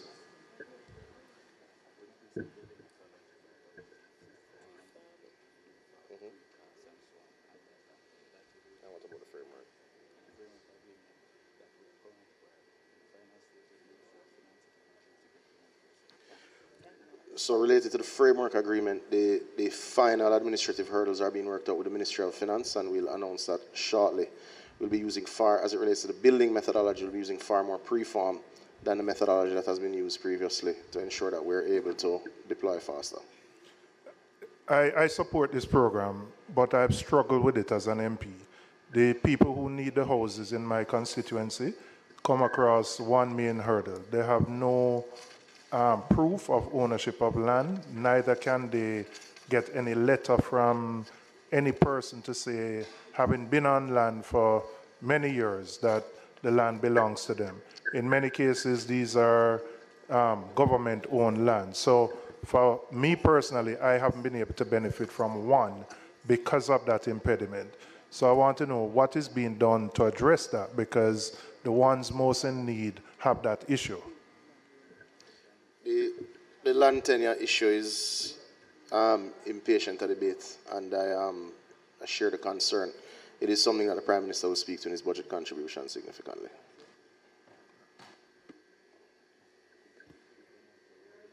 You're not next member. However, Member Hilton may want to yield to you. So, just to one other point, member, to your earlier question, the program will also accommodate government lands in your constituency if you're able to find that we can look at specifically for you. Minister, I think you should repeat that response for the benefit of the public and members of parliament in here, because that is a concern for many. One of the already articulated measures to deal with it is that if members of parliament identify government lands within their constituencies that are suitable for that, it is something that we will look at and do the appropriate transfers to facilitate those housing units.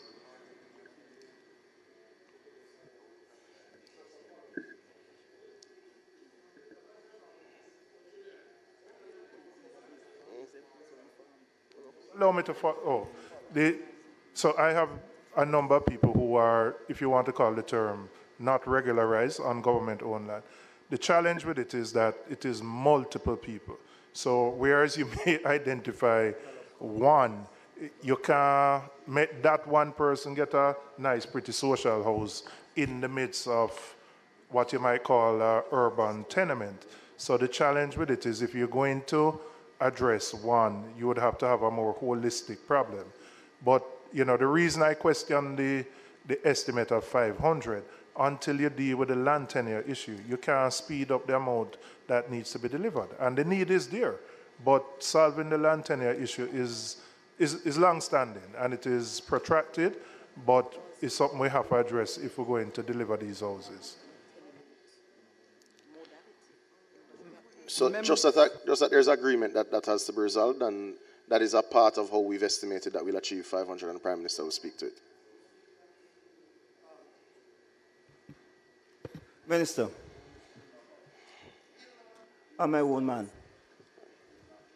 Minister, I want to inquire about the proposed government centre in Old Harbour. Is that still on? The proposed what? Sorry, the proposed government development, that centre. Is that still on?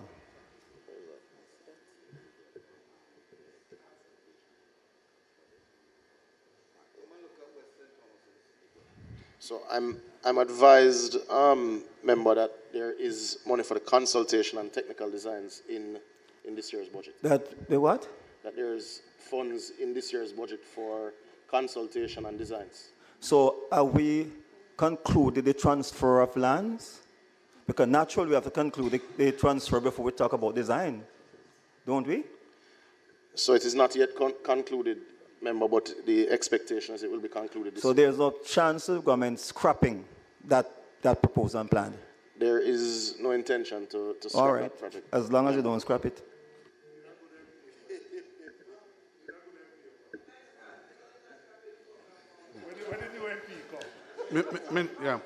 Minister, I just want to make an appeal. While I was here, I just got a text from some businesses from Spanish Town Road about the Spanish Town Road itself, that it needs to be resurfaced. There's been a lot of road work on it, and it needs to be resurfaced. Thanks, member. We had spoken to that earlier, that it will be dealt with under the NWA portion of the Spark program from 6 Mile going straight through. No more James. James, you're serious? Yep, are you playing? Serious? Oh, turn on your mic then. Member Robinson.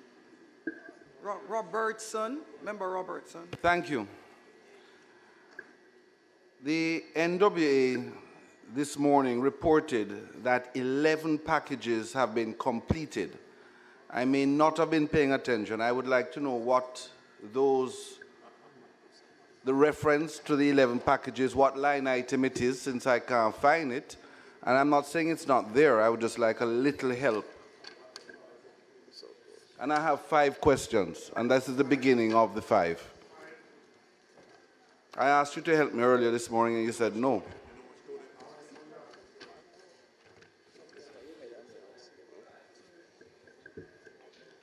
On page 19,000C13, the Southern Coastal Highway project is addressed.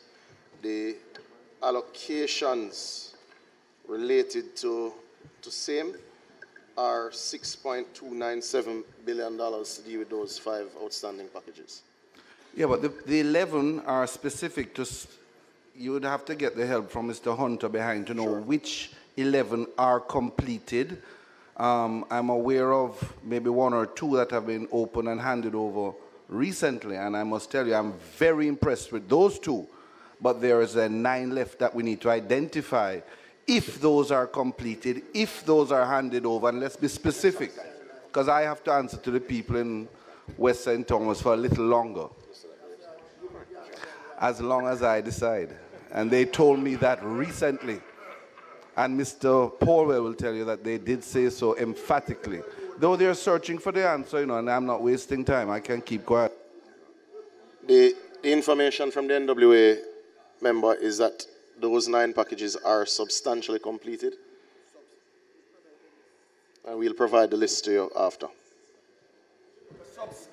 Substantially completed. Earlier, the indication and the report to Parliament was that they are completed. The people listening and watching here would hear a report being made in Parliament and a member of Parliament who they have put a lot of faith in sat and said nothing. I am saying now, I accept and have knowledge of only 3 packages being substantially completed, and I drove on them up to late last night.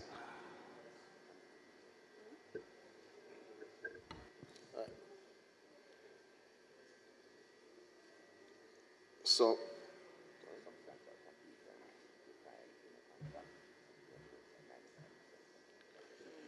my information, Minister, is that substantial completion refers to 95% completion of the contract as was issued for these packages.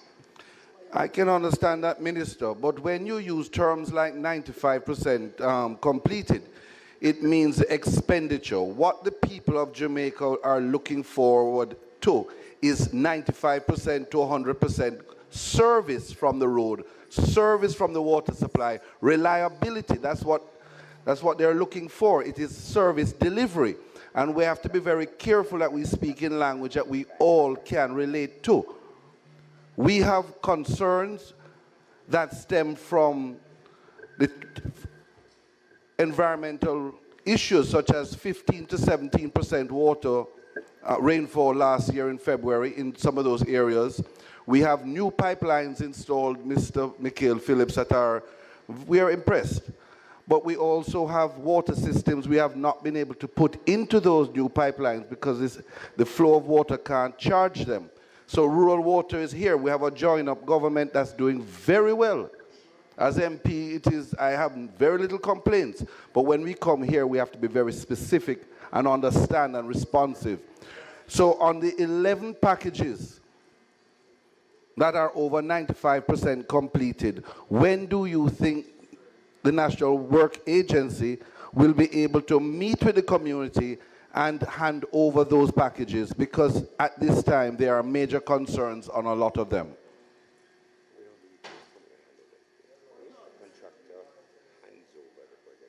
I don't mind if you call me, you know. Because when I speak to them, they don't answer. And you're not there to shield them anymore. We expect the contractors to hand over these packages to the NWA at the end of March, and then the defects liability period will kick in. As to when specific ceremonial handing over will take place, that is to be determined. Will there be any meetings with the communities before that process takes place, as there was consultations done before they commenced? And I must tell you, the consultations were done. Yes, member, there will be meetings with the community. Thank you. I want to turn to rural water. The hills of the east, the supplies are mainly rainfall, catchment, and flow distribution lines. Is there any concerns of how we are going to put in place new systems, new policies? I am fully aware that these areas will not accept being dams being built. Is there something that you have in mind in rural water to deal with these issues, and specifically Penline, Minto, Hagley's Gap? Because there we have 2,000 to 3,000 residents without a proper water supply.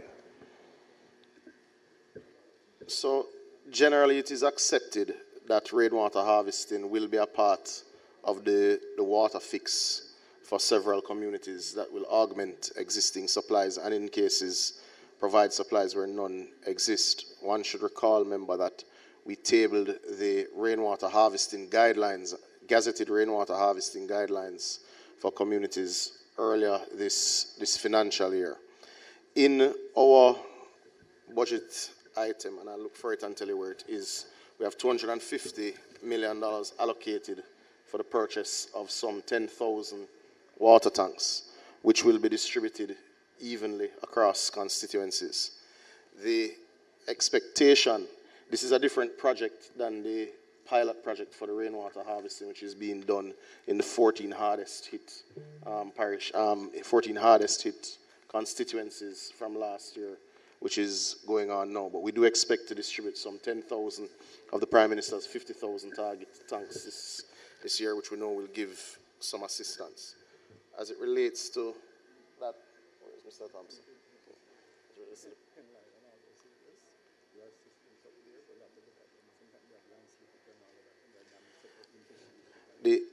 The Penline system is not currently in the budget, member, but we will do an assessment of it and look and see how quickly we can move to handle that. Thank you, Minister. And Minister, just for clarity, you did indicate, and we are...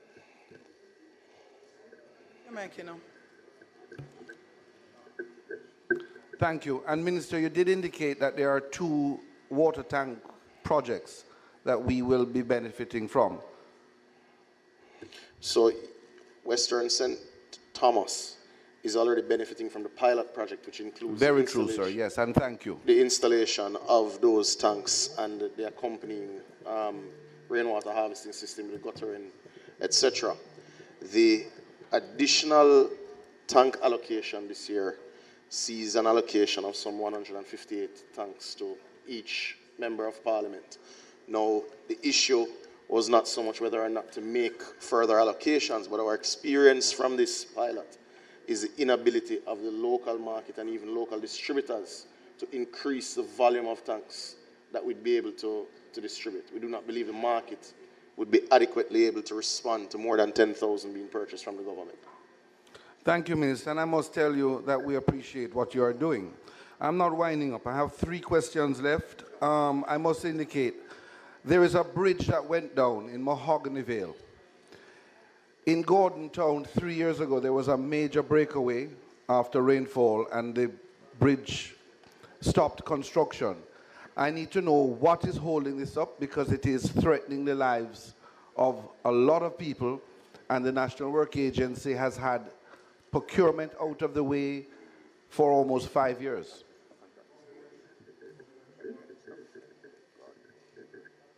No, the money didn't go to Gordon Town. It is the National Work Agency letting down a lot of us. Member,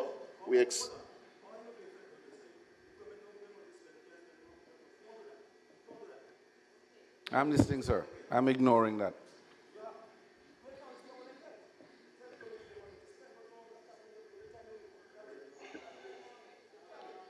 The advice I have from NWA is that because the contract would have lapsed for the period, the contract is lapsed? still dated. So the contractor is being re-engaged, and it is to go to cabinet this year to allow for continuation of the works. So let me ask another question. The $40 million projects, some constituencies are finished. In West St. Thomas, one has started, but both are not completed, and I've been waiting on that and a proper answer for quite a while. I drove on the roads in Landaway, Ramble, where I'm from, last night at 9, 10 o'clock, and I can tell you it would have been good if they were out the way and finished. No, and the longest I gave this one. But just saying that we will finish on contract towards the end of the financial year. So, member, my information is that all projects from this 40 million allocation will be finished this financial year. I'm looking for your specific constituency to be able to. West St. Thomas, the one Mr. Powell says is the best performing constituency in Jamaica recently.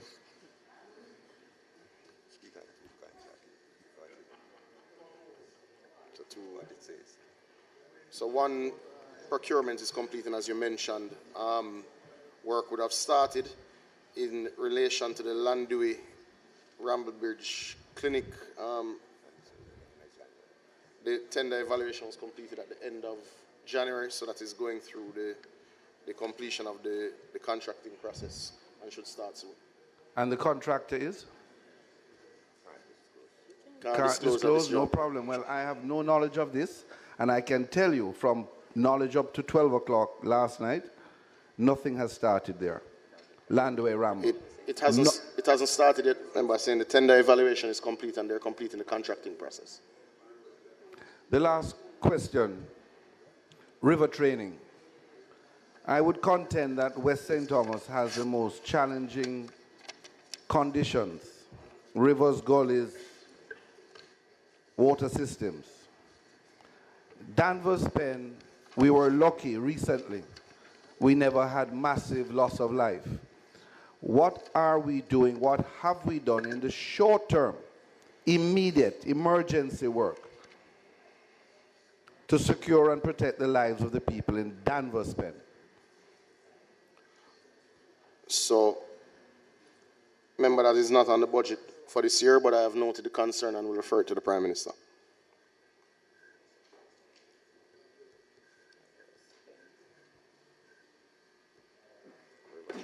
Do you still have a question, member? Could you turn your mic on, please? Good afternoon, Minister, and to your persons from the ministry. My question specifically surrounds water, and in particular water in the area, the resort town of Negril. For the past, I would say 4 or 5 months, we have had chronic water issues. When it's not failure in pumps, it is a low production or decline in water supply. We have seen where over the past few weeks it has got very, very bad, where some hoteliers are now have to resort to trucking of water. I am aware that there is a project, it was announced by the Honorable Prime Minister, for a water project to help the Negril area, which will see a major pipeline running from Roaring River into Negril. The residents would like an update on that particular project. While it's long-term and we know it's a significant investment, it is something that we would want to see happen in the very short term, as it is affecting the resort community significantly. So, Minister, if you could just give us an update for the benefit of the persons in the area, the resort town of Negril. Thank you. Thank you, member. The Tanglewood system is seeing inflows of less than 50%. Lagwood system is seeing inflows of less than 50%. That system, as it stands at 100%, is not sufficient to deal with the Negril area. To the broader issue, which is the Roaring River to Negril pipeline, is a major infrastructure investment that we expect to be before PIAB in very short order. It is not a long-term project. It's a project we intend to do this year and to start with this year. It represents a clear and present danger to the stability, the social stability of the area, as the pipe there is both inadequate and for all intents and purposes porous. So between the line from Martha Bray into St. James and the Roaring River into Westmoreland will be done this year, and we expect to be in front of PIAB soon.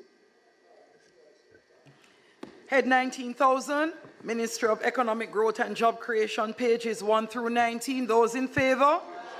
Head 19,000C, pages 1 through 37 for CAPEX. Those in favor? Head 19046, Forestry Department, pages 1 through 6. Those in favor? Head 19047, National Land Agency, pages 1 through 8. Those in favor? Head 19048, National Environment and Planning Agency, pages 1 through 11. Those in favor? Head 19050, pages 1 through 8 for the National Works Agency. Those in favor? Let me thank the Economic Growth and Job Creation Ministry for their marathon 2 hours and 5 minutes with the Standing Finance Committee today. Have a good day. Team, thank you very much for being here.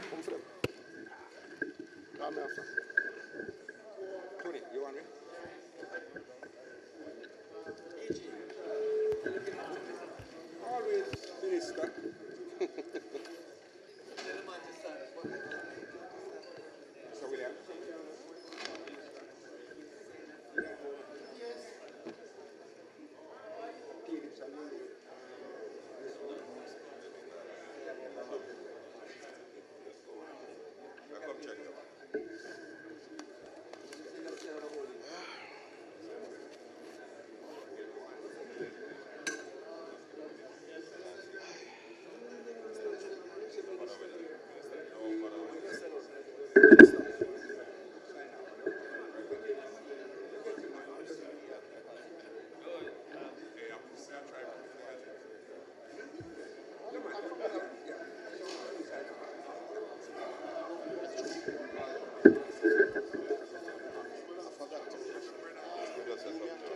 I've allocated $30 million for trucking chicken there. So you want to give it this time.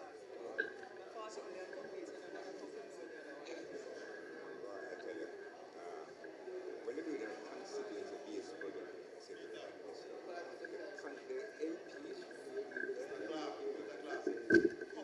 the Members, for those who have finished, we would like to now invite in the Ministry of Local Government. Those who are still mulling around, could you please take your leave and take your conversation outside? Please take your leave, take your conversation outside.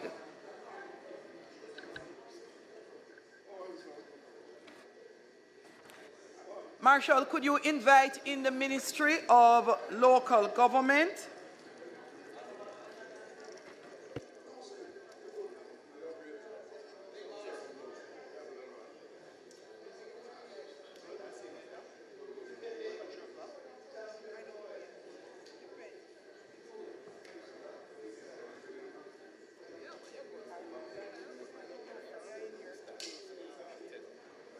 Thank you for your patience, Local Government and Community Development.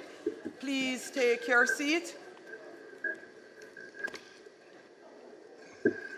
Let me thank the Minister of Local Government and Community Development, along with his team from the ministry. Minister, you may go right ahead and either do your preamble or request that questions be given to you immediately. Madam Chair, I would rather we go straight into the proceedings so as to facilitate the other ministries which are present, Madam Speaker. Madam Thanks, Minister. Chair. 50? All right. Yeah, 50. Thank you, Madam Speaker. Try to be as efficient as we can with time, but to try to get the answers that we can for the people who deserve it. Minister, I am concerned for you because I feel like you're getting basket to carry water. Yes, I'm concerned for you because what you are promising to deliver to the people with this budget, you're not going to be able to. And so you're going to have to help us to understand today how you plan to deliver the services required at the local level to the people at this time. I'm seeing that in quite a few areas you have had some reduction in the budget, and in other areas you are completely flat. When there is absolute need for an increase in your budget at this time to encourage participatory democracy and to improve the service delivery at the local level. Minister, I want to start with the effective solid waste management that is going to be required for the country at this time. And that you are looking at, in actual revised estimates in 2023-24 of some $6.8 billion. But for this 24-25 period, you're at $4.8 billion. Of that amount, what percentage will go towards actual public cleansing is one question I'd like to ask. I'd like to also ask how many trucks we now have that are functional, currently working. That should include the 50 that you have just purchased. And what, in your estimation, based on your studies and your experience, would be the actual requirement to clean Jamaica at this time? How many? All right. Just to start at the tail of your question.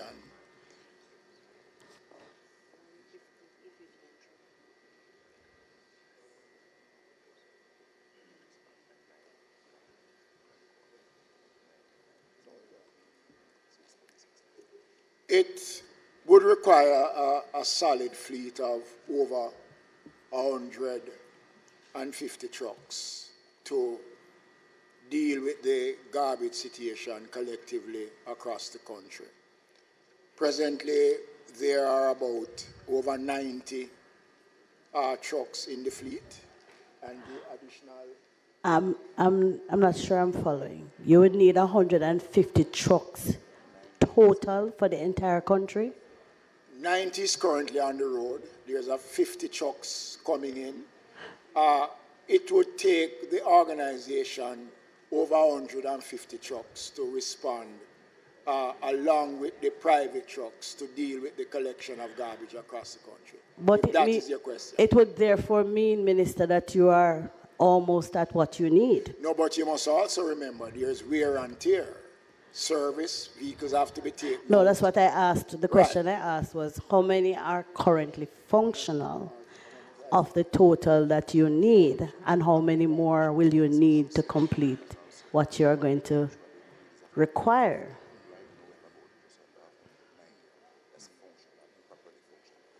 So again, we have just under, call it 100 functional trucks. And we're talking about government-owned vehicles, okay? That are owned by the National Solid Waste Management Authority. Right. Plus what we have supplementing in terms of the private trucks in the system. Right. So the question was, based on that assessment, to include privately owned trucks and what you currently have as your fleet, what in your estimation is the requirement of the government to be able to have on this road at this time to keep Jamaica clean? 150 reliable trucks are member. And I use the word reliable because the support that we get, not all the trucks operate in an effective and efficient way.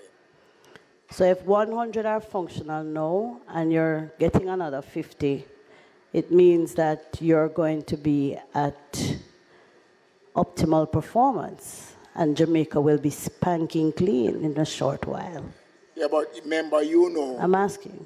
Remember, you are aware that if we give every community in Jamaica a truck, if the minds of the Jamaican people still remains the same, you know, we dispose of our garbage.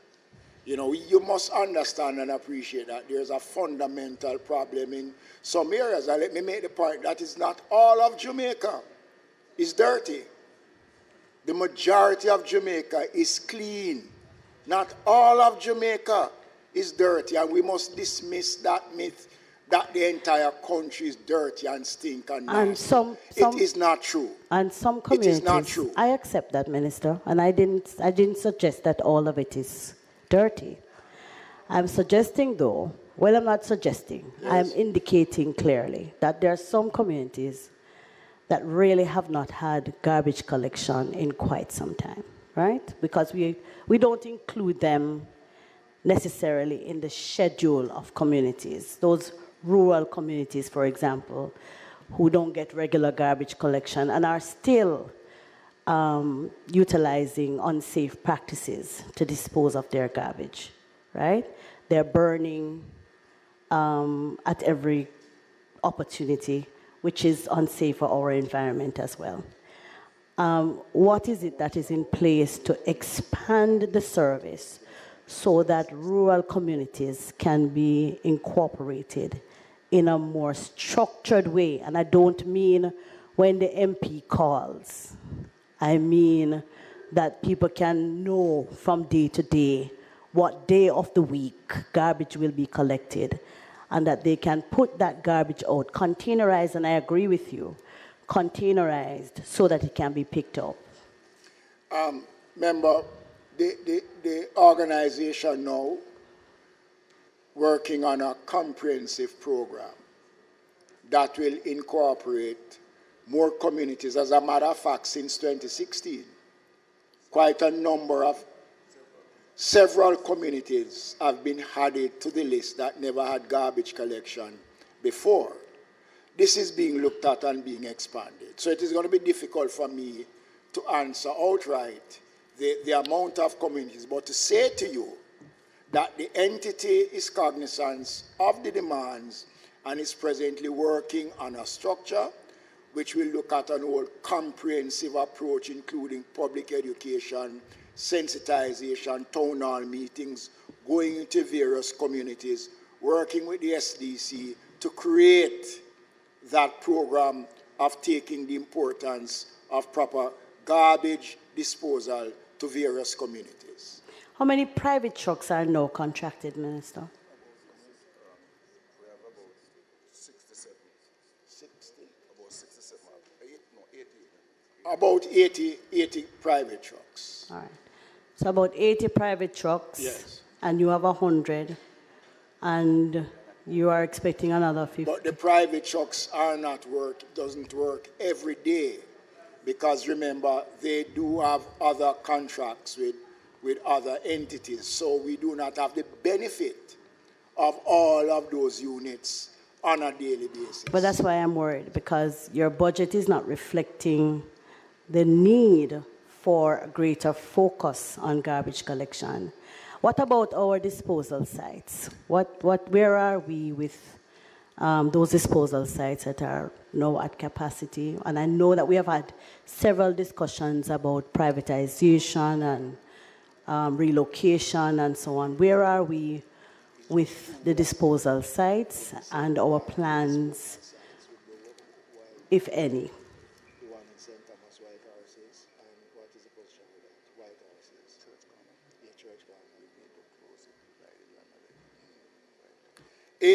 There are only two sites that would come to mind as it relates to that question.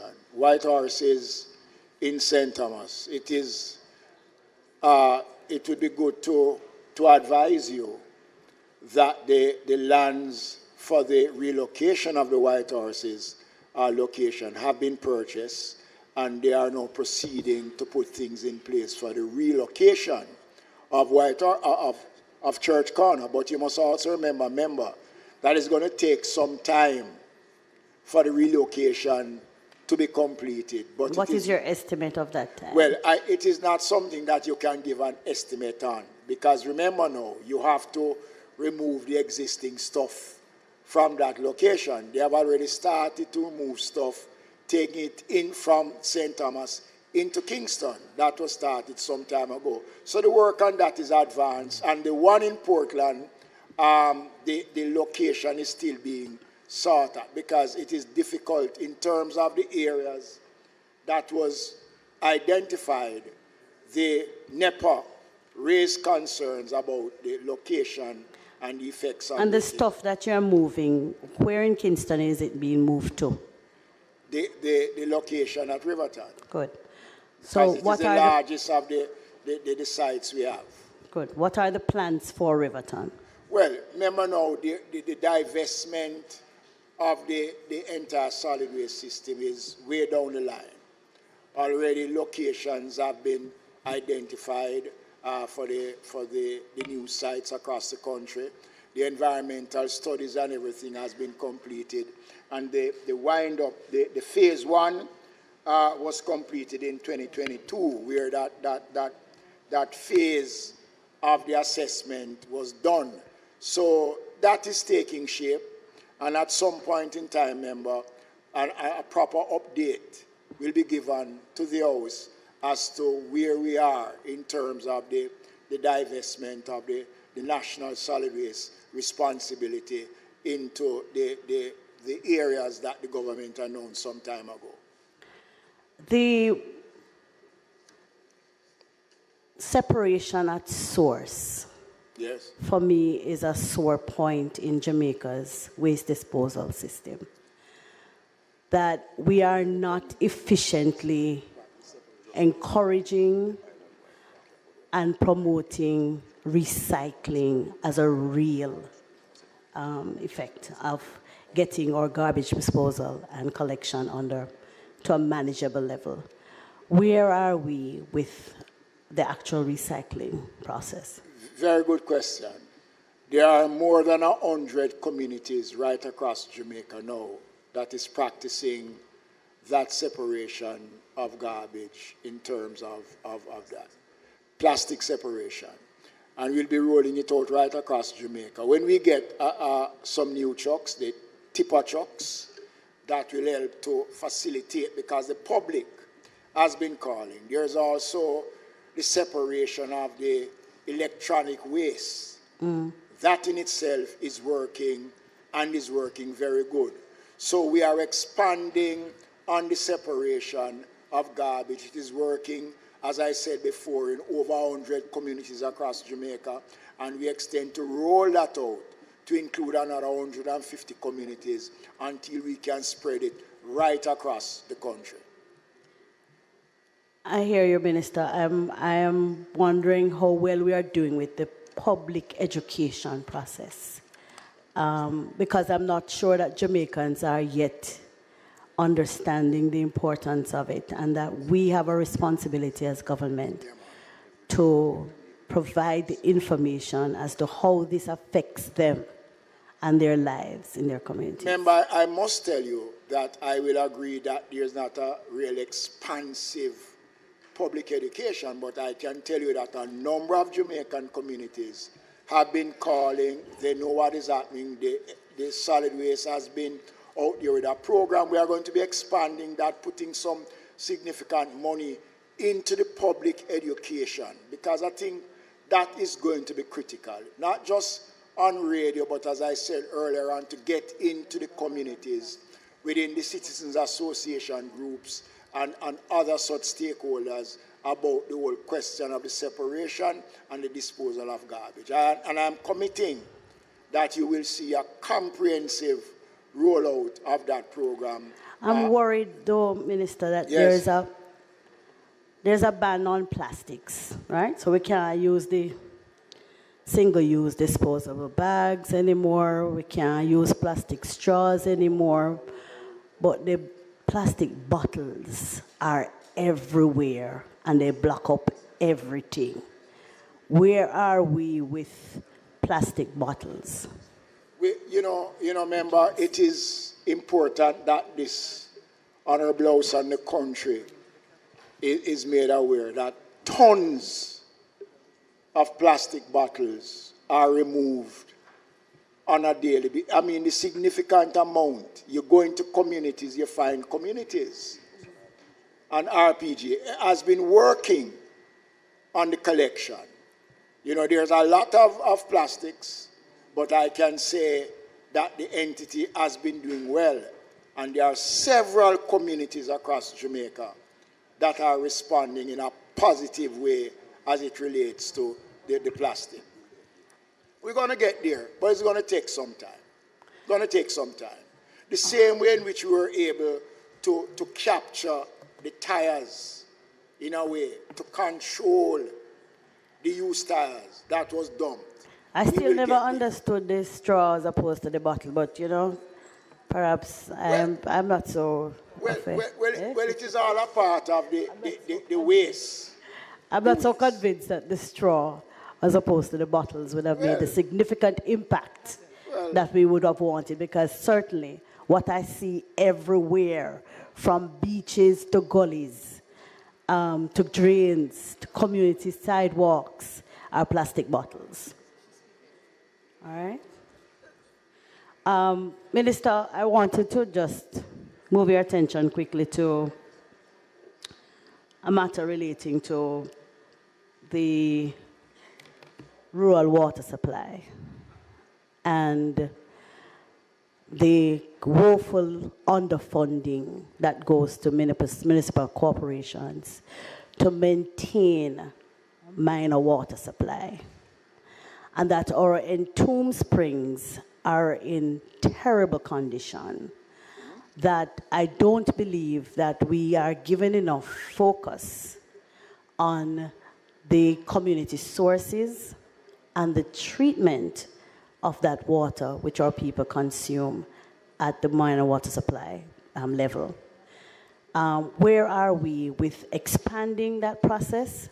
How are we incorporating the municipal corporations in a greater way to work closer with rural water supply to develop small sources or smaller sources so that people can look forward to stop carrying water in 2024? How much closer are we today?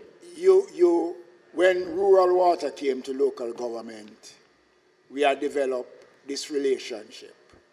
I can speak glowingly to Westmoreland, where the project that entombment that you just spoke about, we initiated a number of projects in Westmoreland using the same method that was used. We have been providing more money for minor water to the municipal corporations. Would you say it's enough, Minister? No, and it would never... Because the sources are really bad. And it would never be enough. Right. Would you say, well, is it even part really... The sources are so bad that I really and truly hope that you will look at increasing the budget to the municipal corporations, because water, if it is indeed life... I know that, and that is why outside of the springs that existed, we created the water shops. Because, you know, we will never be able, member, and I have heard someone said criticizing us for building water shops, which I found very unfortunate, because water shops provide a source of water to communities that will never for now have access to pipe water. So we have expanded that, and we have been working with rural water to develop and to give to us the areas. And we have been working, if you go to a community like Chambers Pen in Hanover, one of the pilot projects under the rural development, we have initiated that project, and we are the one in St. Thomas, Cheswick. Cheswick in St. Thomas is another such community. I'm hearing you, Minister, and I know that you have some faith in the water shops. I really don't have as much as you do. But primarily, at least residents are getting water. I understand. I understand the point you make. However, I was speaking about tapping into community sources to provide more potable water in pipes. And to people's And I gave homes, example right? of some communities that was done. Yeah, but based on the reduction in the funding you have received this year, I am worried about how the municipal corporations will indeed be able to maintain those that they currently have and be able to look at how we develop additional sources to provide people with the precious commodity. I must remind you, member, that every municipal corporation prepares their budget. And in preparing their budget, they would include in their budget the areas of priorities that they want to deal with. And they would get support for the ministry, from the ministry. Not for the ministry to provide, because remember now, the local authorities generate their own revenue, their own source of revenue. I understand, Minister. We're going from 652 million down to about 100. No, but remember now, we don't have rural water again. Huh? That is why. Remember now, rural water has gone back to economic growth under the water ministry. So what we have in the budget is a significant increase for minor water, and it is for trucking of water. And the programs that we spoke about, the rural water is working with us to continue that program that we started in a number of communities, our member. And we have already submitted a list of areas for that to be done, to be incorporated in the wider water program. Well, there seems to be a kind of a disconnect in terms of the communication. No, just before you started to present, unfortunately, Member Garvey wasn't here, so there were several questions asked of rural water, but you hadn't gotten in as yet. What we could do, Member Garvey, is to pick up the rural water questions with the minister who presented on it, Matthew Samuda. Well, it really wasn't a rural water question specifically. It's about minor water supply, which comes out of the municipal the maintenance of, it's not the same necessarily. The maintenance of those existing sources. But you know, we still provide the funding for the operations of most of these locations. The ministry still supports the local authorities. As I said before, member, the local authorities have a responsibility in terms of their budgeting. But then you will agree then, Minister, if the local authorities, in their drive to increase their revenue, it depends on what they are collecting as taxes, right, at their base, and other innovative ways of creating revenue, right? But there has to be a more targeted approach of ensuring that the service delivery to our people becomes something that is priority for our government. And because the municipal corporations really are not getting enough funds to maintain and upgrade the minor water supply systems, and that is a fact. And I would not share that fully with you, member. It is important that this House understands and appreciates that the source of revenues that comes to local government, let us say, from the consolidated fund, the main sources are three forms of taxes that we don't collect. One is the property taxes, one is the trade license, and the other is the parochial revenue fund, which are dedicated for specific programs. So the PRF deals with roads, road maintenance. 66.33% of what is collected from the proceeds of motor vehicles, license, etc. You get more than that, though. No, 66.33% by law. Then property taxes deals with garbage collection, street lights, deals with the salaries and everything of the local authorities, and trade license I understand. goes directly. I understand. So the point I'm making, member, and we need to have an appreciation that the local authorities themselves have a responsibility to structure their program in a way that their own source revenues can be used also to supplement the support that they get from the have been ministry. doing it, but it is still inadequate. And I know that you know that it is true.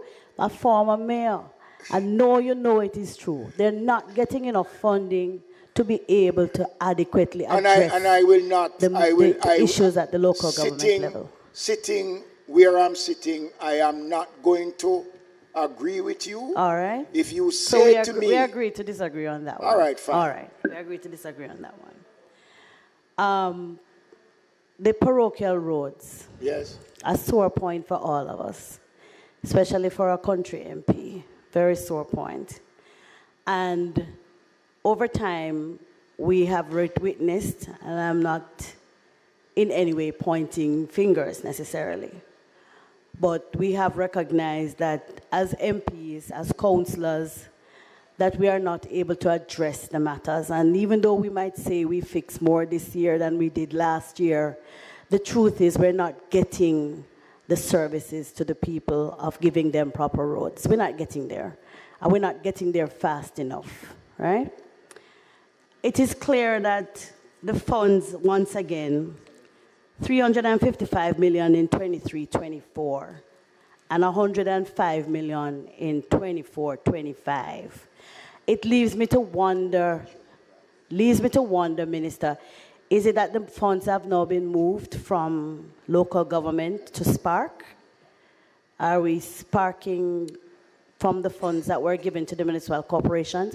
And I ask the question because the MCs are equipped with roads and works departments, and they are funded to be able to have the various levels of technical expertise to carry out the procurement guidelines and to ensure that works can be handled efficiently and within deadlines and within budget.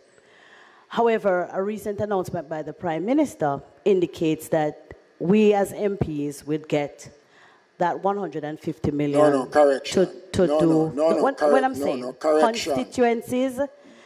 constituencies through their members of parliament, through the CDF, and not through the municipal corporation, MPs are expected to consult with communities. Member, you are no member. Am I correct? Please correct me. Please. Member. Yes. I actually chair the committee that is dealing with the implementation of the Spark program. Okay. We have been meeting, and the meeting is inclusive of the local government because 15,000 kilometers of a road network across this country falls under the direct control of local government. Absolutely. Right. So the consultations on the roads, the database for the roads are being provided by local government. There's a meeting, we have had several meetings already looking at it. The consultations will be done jointly between members of parliament and councillors. The provisions are for divisions. So there is no bypassing of the local authorities. No, I am suggesting, though, my suggestion, though, yes, is that 2 Christmases ago, we were allocated $40 million per constituency to do road repairs. As a result of the slow process Member, this statement has been made several times since morning, and it is not a local government question, nor is it on the local government budget. I'm speaking about parochial Member, no. So it was not a parochial road budgeted item. So I'm just asking member. To rephrase the question? Yes, stick Okay. to the questions as it relates to the budget for local government. Well, I was going to be speaking to the budget of local government. Which the Spark program had, and I was hoping the minister would have gone into greater detail with the collaboration between members of parliament and councillors so that it is understood, the Spark program, how it will work. And the point I was Instead making, of moving to Madam a program Chair, gone. right, I accept. The point I was making, Madam Chair, is that we have equipped our local government, the municipal corporations, with the requisite expertise to be able to do these things, and yet the Spark program, which we have been working on since 2 Christmases ago, we are still not able to get through that process. The So Spark, I was no wondering, member, I I am think you're being wondering, very I disingenuous. just want to be able to. No, member, I cannot allow you. I'm talking about the $40 million No, program. member, I cannot allow you. Member, the $40 million is not a local government program. It is not, but I'm saying to you that the Spark program. Respectfully, member, allow the minister to answer. If both of you speak, at the same time we have an issue. The Spark program include community roads. 99% of the roads that will be affected under the Spark program falls under the local authorities. It is a join-up approach by local and central government at the level of the members of parliament and the councillors to deal with the roads across the country that needs attention.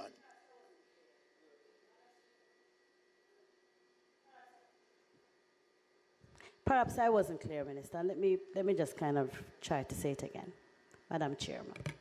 The 40 million which we got it was like almost 2 Christmases now. The 40 million, which each MP received, many of whom to date have not gotten more than one, some have gotten none, some have gotten all, right? But the process to get there has been overwhelming for one department, the National Works Agency. And that when I speak with the NWA, they speak to the lack of resources, human and otherwise, to be able to execute those projects within reasonable time. I'm saying here comes another project with a $150 million allocation in Spark per constituency, which is supposed to go directly towards repairing local government roads, parochial roads. I'm not seeing it in the budget at this time.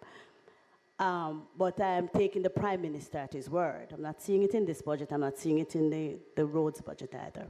So I am asking at this time, why is it that we would not utilize the services which currently exist at the local authorities to assist in executing? But who said that is not being done? And to send the funding, allow me to finish, and to send the funding through them to be able to do that work. I don't. The compilation of the roads is being done jointly by the local authorities and the NWA, because NWA roads are going to be affected. It is a collective responsibility in preparing the mapping of the roads, doing the estimates. It is not left to one entity to do it. So it is not that the local authorities will sit aside and watch this happening. The local authorities will be fully engaged because they have been a part of the original meeting that we have had to discuss the program. You should have been consulting them. I want to follow up on my colleague's question, because I think where she's heading is where the chairman wants you to head. So when the Ministry of Economic Growth was here, you would have remembered that a line item for the NWA basically was $6 billion, correct? Correct. What my colleague is referring to is that the line item for parochial roads, and you're right, because the NWA only has about 5,000 kilometers worth of road with $6 billion divided, mainly $4 billion goes to them. You're right, and she has said 15,000 kilometers of road is in the budget for $105 million only. hang on, that's what it says. What you're saying, Minister, is that you chair a committee. This is separate from the PRF. You're saying that you chair a committee that is looking at the Sparks program. And all of us are really excited about the Sparks program. We're sparky. So it's 150 million. And what is also correct is that the minister who sat in the chair before you recognized, and the government recognized, that road belonged to Allaway, right? When you go to a constituent, you can't tell them say it belonged to the parish council and that one you belong to the NWA. It doesn't work. So what we're trying to find out is where into the budget. Hold on. Because nobody not fighting you inside here, you know. We're not fighting you. We want it to happen. But in the budget, it is inadequate what we're seeing. You're saying you chair a committee. What my colleague is saying is that based on everything that has happened so far, with members of parliament at the main road level, some will not get it. I've gotten mine, the 40 million. But the procurement, so if you're chairing the committee, is the money now available? Hold on, the minister may have some more. Is the money now available, that 150 million? Where is it in your budget, or is it coming from another ministry? 2, will the procurement be done? Is the procurement going through the ministry, the parish councils, or it's going through the NWA, or will a new oversight committee be formed to look over the Sparks program? Is it under the office of the Prime Minister? What's really your role? The reason why the minister explained earlier on that the program, in terms of where it is now, has to go to the public procurement. It is being worked on at that level. What we are now presently doing now is paving the way for the consultations to commence, taking the roads to the community, to engage the communities in the discussions as to the roads that is intended to be facilitated under the program. The government has committed to the program. The program is going to be over a 2-year period, and that is a commitment. It is the first time in Jamaica's history that any government has attempted to undertake any project of this nature to deal with roads. So Minister. No, please. Yes. It is something that is new. Allow it to work. The system will work. It is going to be transparent. No one is going to be left behind, neither MP nor councillor. It is a program that will try to address over a period of time the road conditions right across the country. So it is not in the local government budget. That was the question my colleague did. But you can probably direct us to where it will be. That's what we want to know. Where it is. Where it falls. Ministry of Finance. All right. Console fund. All right. So Minister, the process is supposed to end by, the consultation process is supposed to end by March. All of our communities would have heard that parochial roads are going to be repaired and that we are going through the process of consultation. But I haven't seen any directive from you, nothing. I have not seen a letter. I have not seen any guidelines. Not even a WhatsApp, me not get minister, nothing. That question was answered, that the consultation process and the letters will come shortly. Okay? It will come shortly. Okay, we look forward to getting those letters. All right? It will come very shortly. Yes. The fire services, I'm not keeping you too long today, Minister. Yes. The fire services, I'm noticing a reduction in that budget as well. And I am curious to know, with the lack of hydrants across the country and people losing their homes so very rapidly, when you call the fire station, them take forever to come. When they come, in some cases, because depending on where, and I'm not saying that it is in every case, I'm saying depending on where those communities are, sometimes it takes a long time for them to get there. When they do, there's no water, right? So I'm saying in some cases, I just want to know, with the reduction in the budget, how are you going to manage to increase and improve the hydrants we have across the country? Some are there, they're not working. How are we with our audits and our repairs and installation of new hydrants?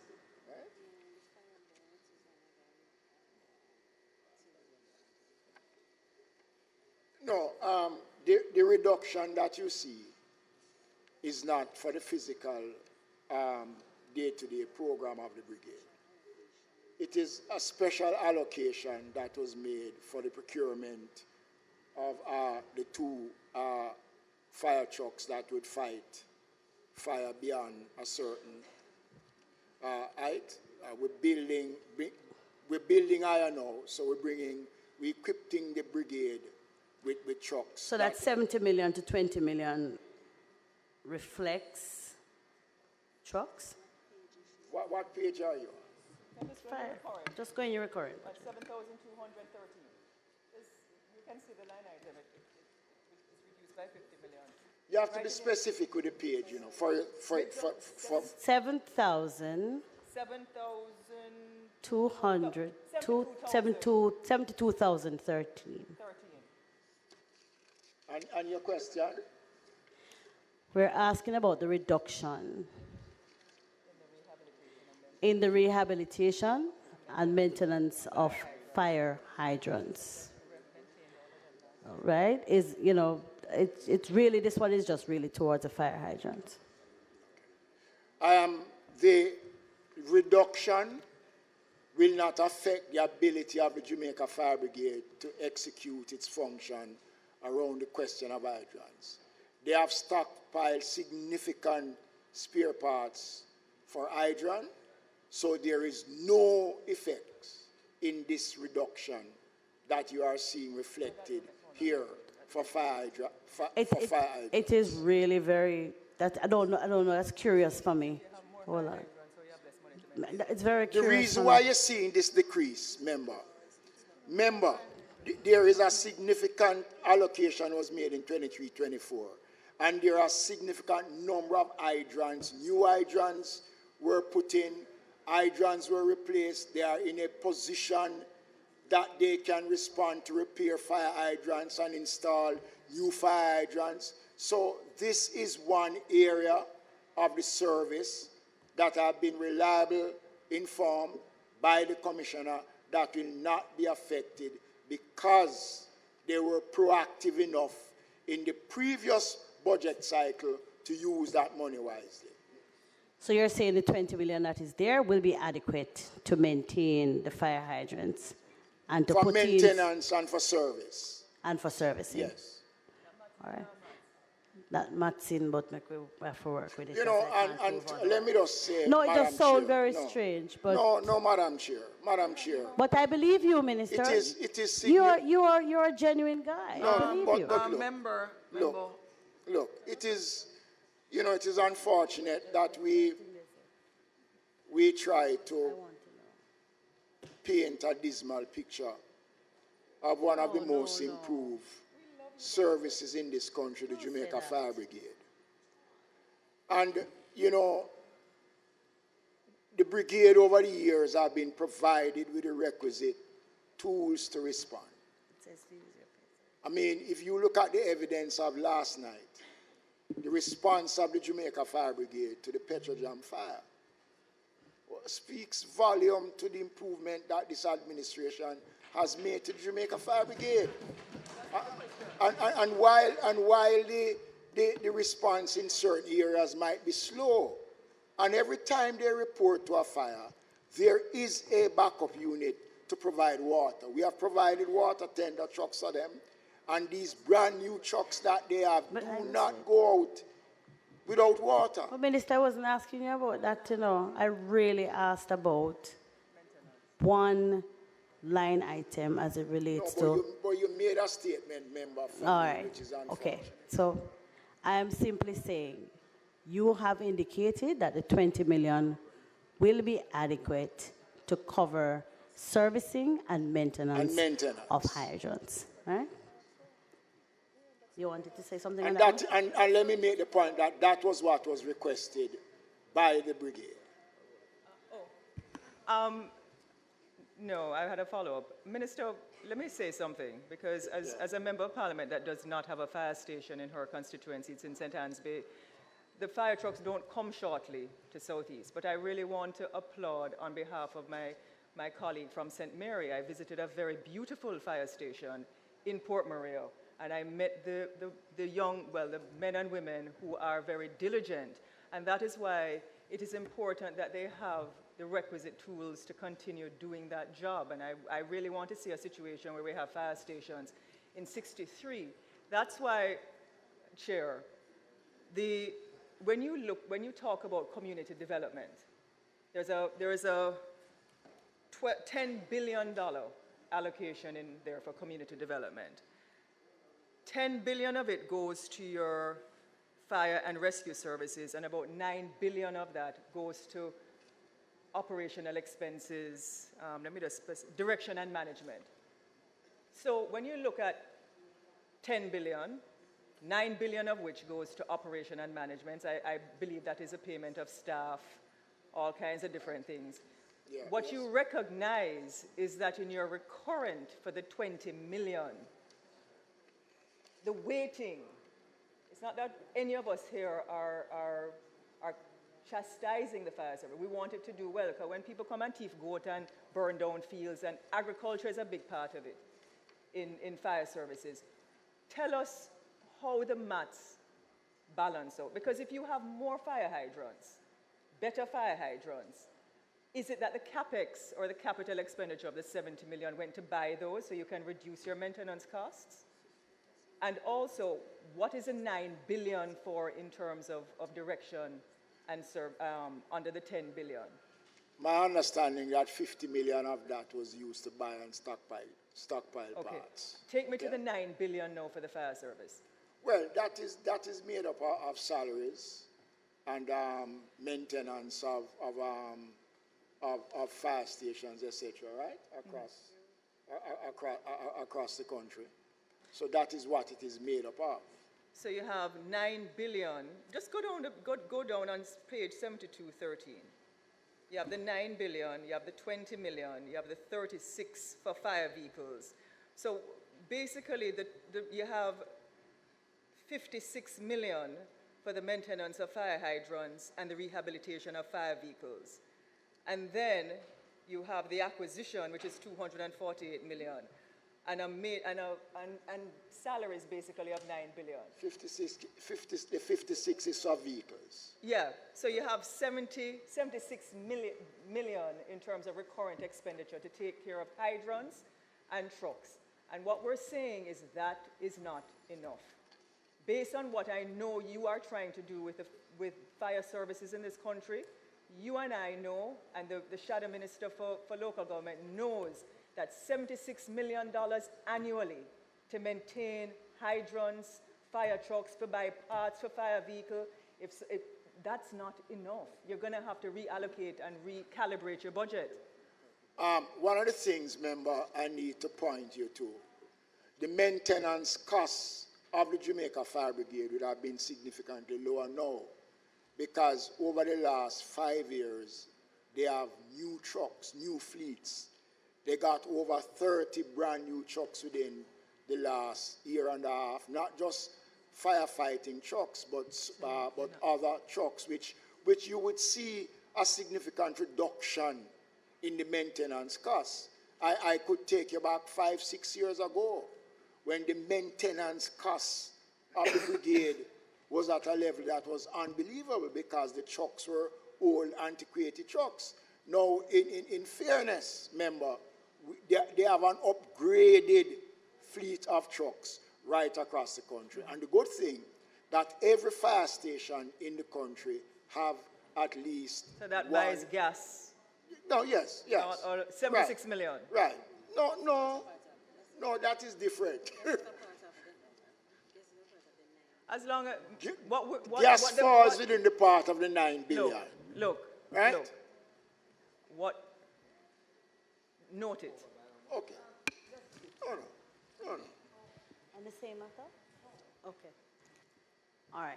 So Minister, let's move on because we have quite a few questions to go. Not a whole lot, but a few. Our welfare systems at the parish council. The welfare systems, the poor relief, the outdoor poor, and so on. The parish council, the municipal corporations continue to provide a service, but I'm seeing that you have had a reduction there in that budget as well, from 254 to 132 million. I'm just trying to figure out what it is that would account for this and what here areas will suffer as a result, or is there something else that I'm not seeing here that you can explain to me? The only reduction in the budget for a social program is where we lost 120 million, which was given to us for the building of indigent housing. It was for the indigent housing, right? So we have seen an increase in almost every area of our social services. Except for that one. Right. When you take that 123 out, we got that as a special allocation for indigent Understood, housing. Minister. Right. I have one concern. When a community health aide goes out to visit a home, they usually go in pairs or in threes or whatever. When the poor relief officer goes out, they go out as one person. And it's a lot. It's a lot because when they do go, oftentimes they have to address matters. And I speak to my poor relief officer frequently. When she goes into a community by herself, it's a most strenuous exercise because she's not able to help with even the simplest of things. Sometimes she's there even combing the hair of those that they're caring for. She's trying to get people on the phone to get... It's really, really quite difficult. And I don't know that it is the safest way either because some communities are quite violent.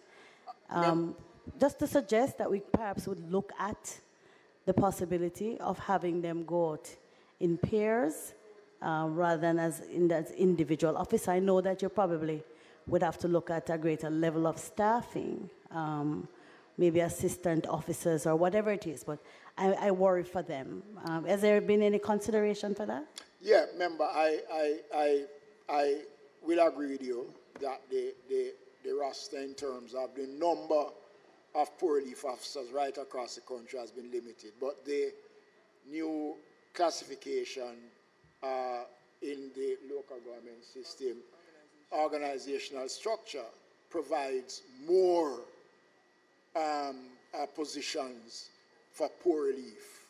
And we do use the youth summer employment program during the summer to supplement some of the work of poor relief by assigning some of those workers for the 6 or the 8 weeks that they work to work specifically in the poor relief. But I do agree with you, and the intention is to increase the number of poor relief officers across the country.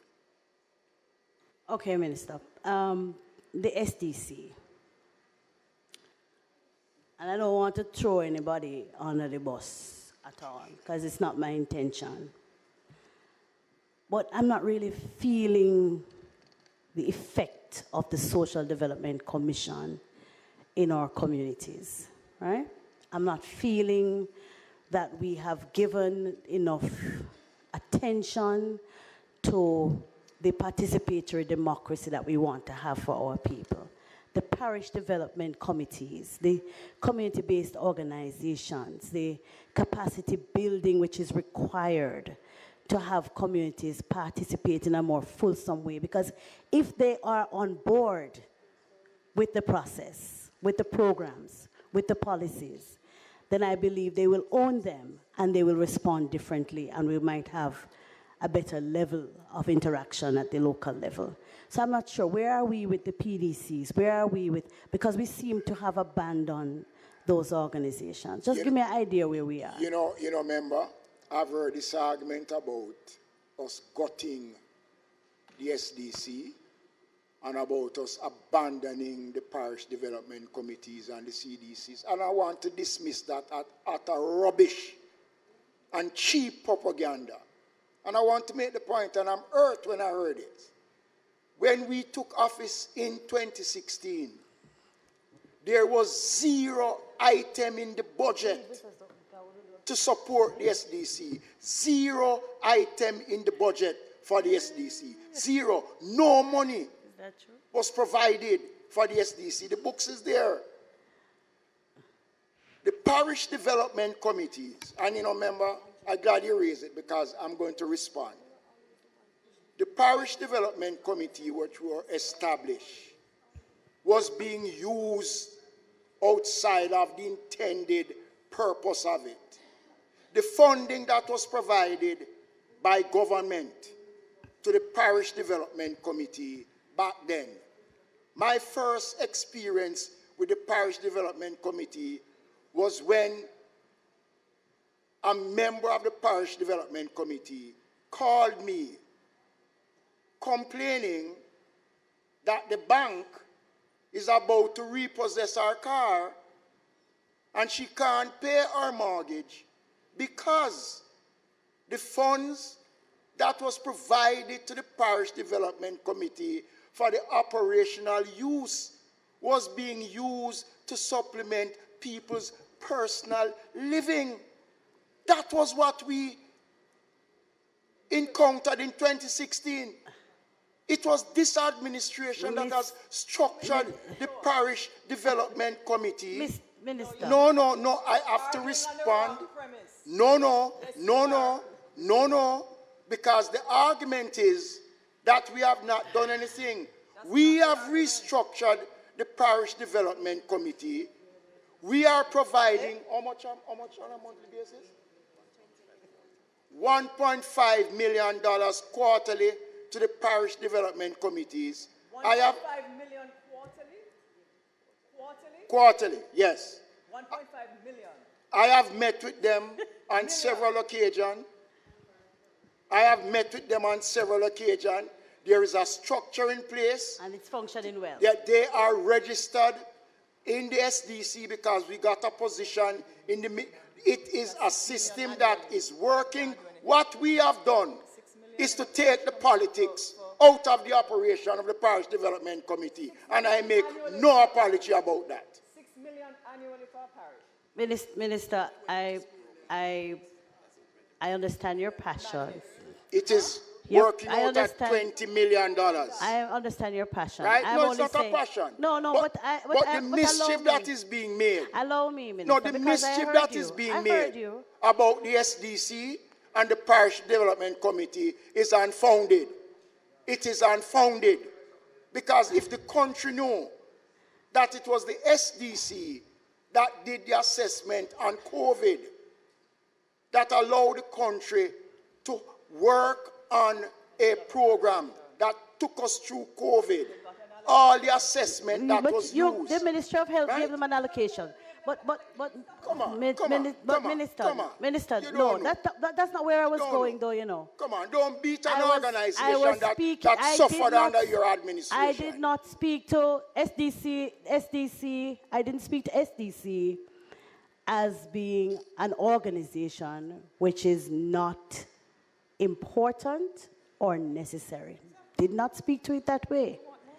What I'm speaking to is building the capacity of the SDC and the PDCs so that we can have a more inclusive structure of our people being involved and that they can... Minister, another question. I mean, the turnover at SDC is very high.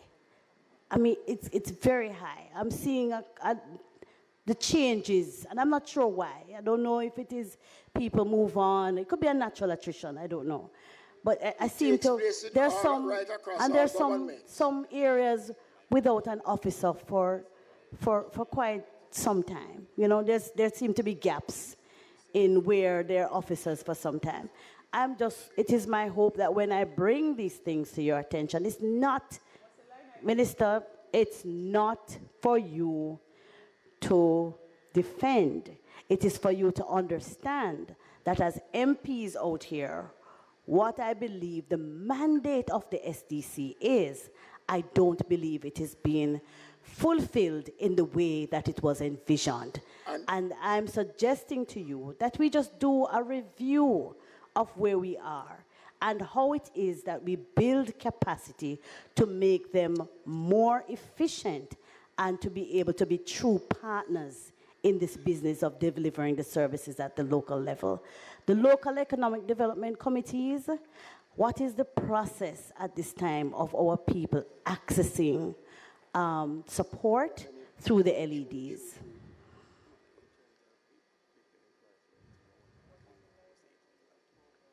You know, over 1,000, almost 2,000 people right across the country benefited out of that program right across the country. It was not concentrated. And it's a good program. Right. It wasn't concentrated. And I will agree with you that there is a review of the SDC that is presently taking place. Thank you. Right? Then you could have said that from time. No, don't tell me about, but when the wrong information is given into the public domain, these information must be corrected because nobody have gutted the SDC.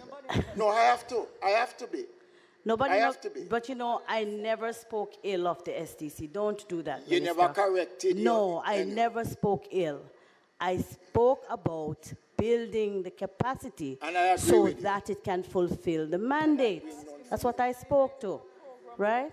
And so if there is an additional budget for that kind of capacity building, I'm not seeing it. What I'm saying that it could be that you're thinking it's going to be next year, but I'm not seeing it for this year. The SDC outside of its budget would get support for programs out of the ministry. Okay? So the SDC, I will agree, you know. I remember now, funding for these institutions, and the SDC is not an income-generating entity. So you find there are challenges in terms of funding. But I can say to you that the SDC, in terms of its service delivery, reaching communities, is in a better place than it was some time ago. Follow up, Madam Chair. You know, Minister, all of us are a product of the SDC. Some of the best programs that I have in my constituency are as a result of the SDC doing plans, formidable things that are there. When you look at the budget, though, 1.7 billion in the book, and you have appropriations in aid of only 22.18 million to offset some things, that's really what they're getting in terms of appropriations in aid.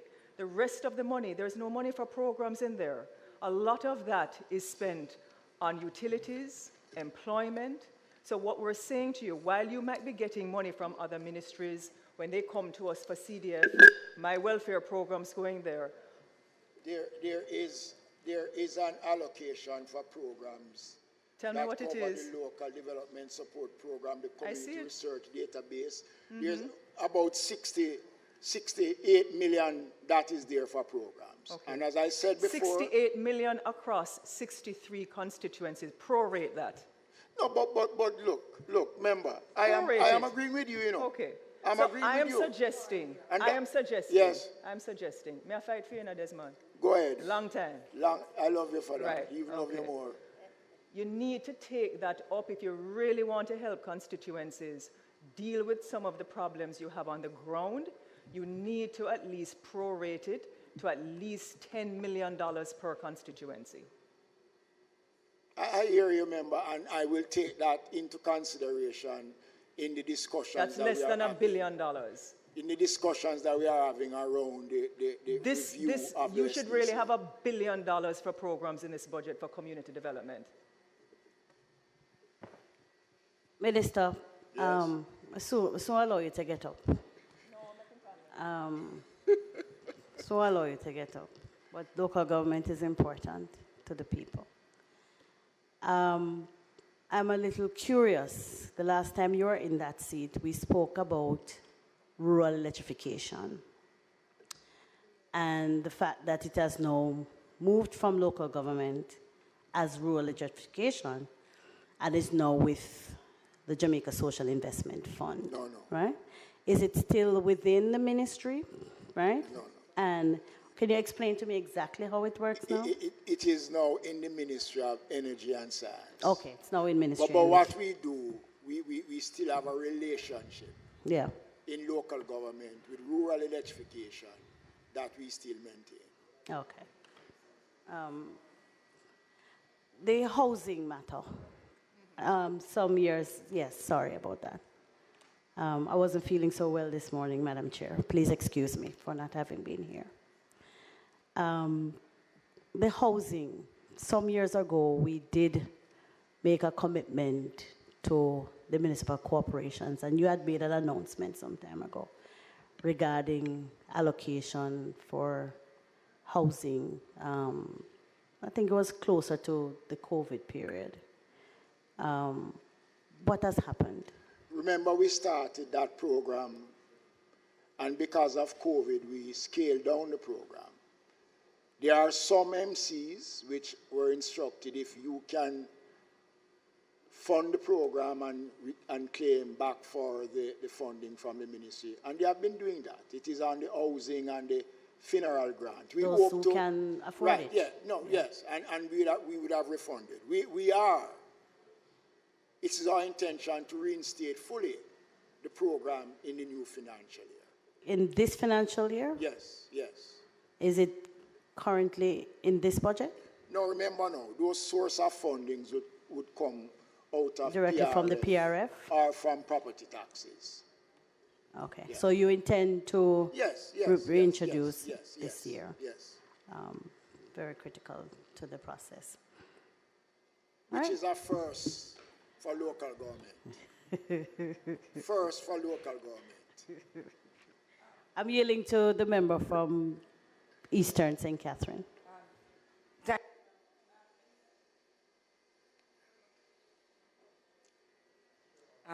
Thank you very much, Chairman. Minister, on 72,000,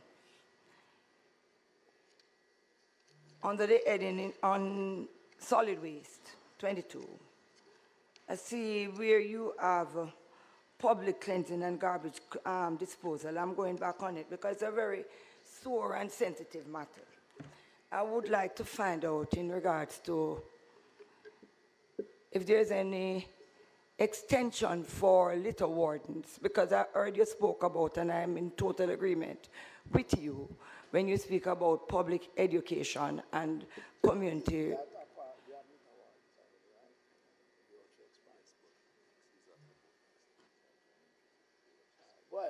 Yes, so I know it would help tremendously if we could have the litter wardens,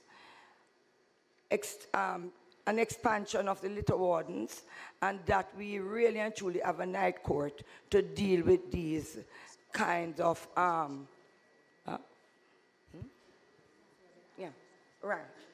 having a night court to deal with the municipal matters when it comes to breaches.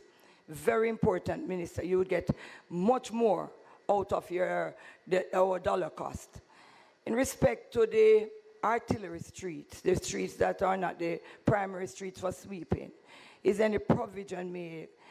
No, as most of these streets are being used for commercial purposes.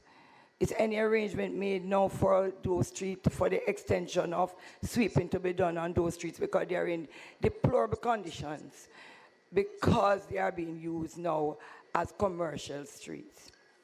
Member, you know, sometimes when you're being honest, you're being criticized. But the current budget would not allow us to expand that capacity that you just spoke of, the sweeping program. But there's also, again, and we must, when we talk about the state of some sections of the country, we must speak about personal responsibility that citizens have in maintaining and ensuring that their surroundings are kept in a proper way.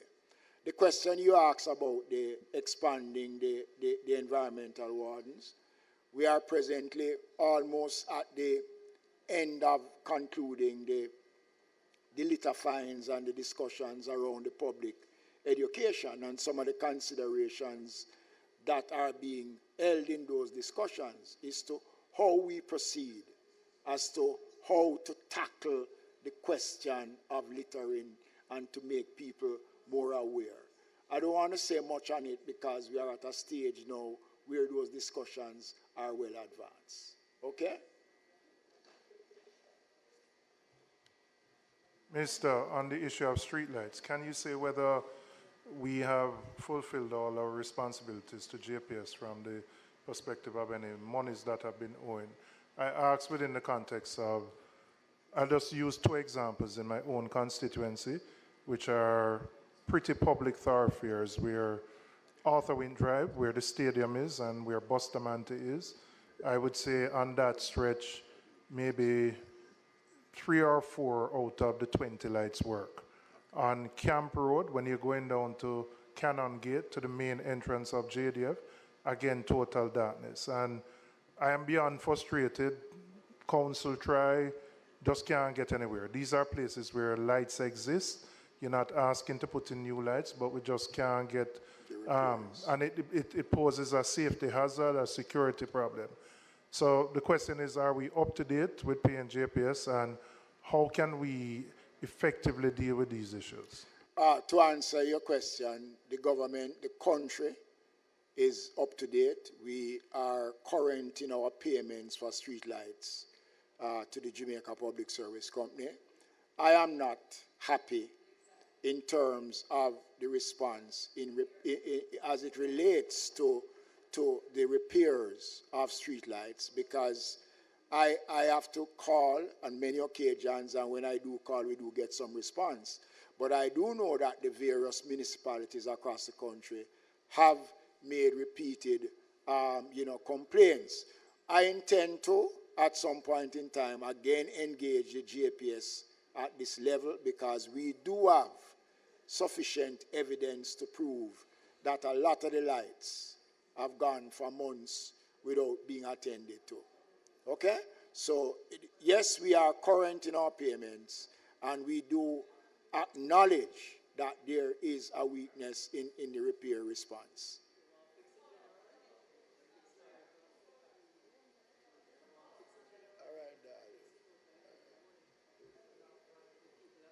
Just a follow-up on the streetlight matter, Minister.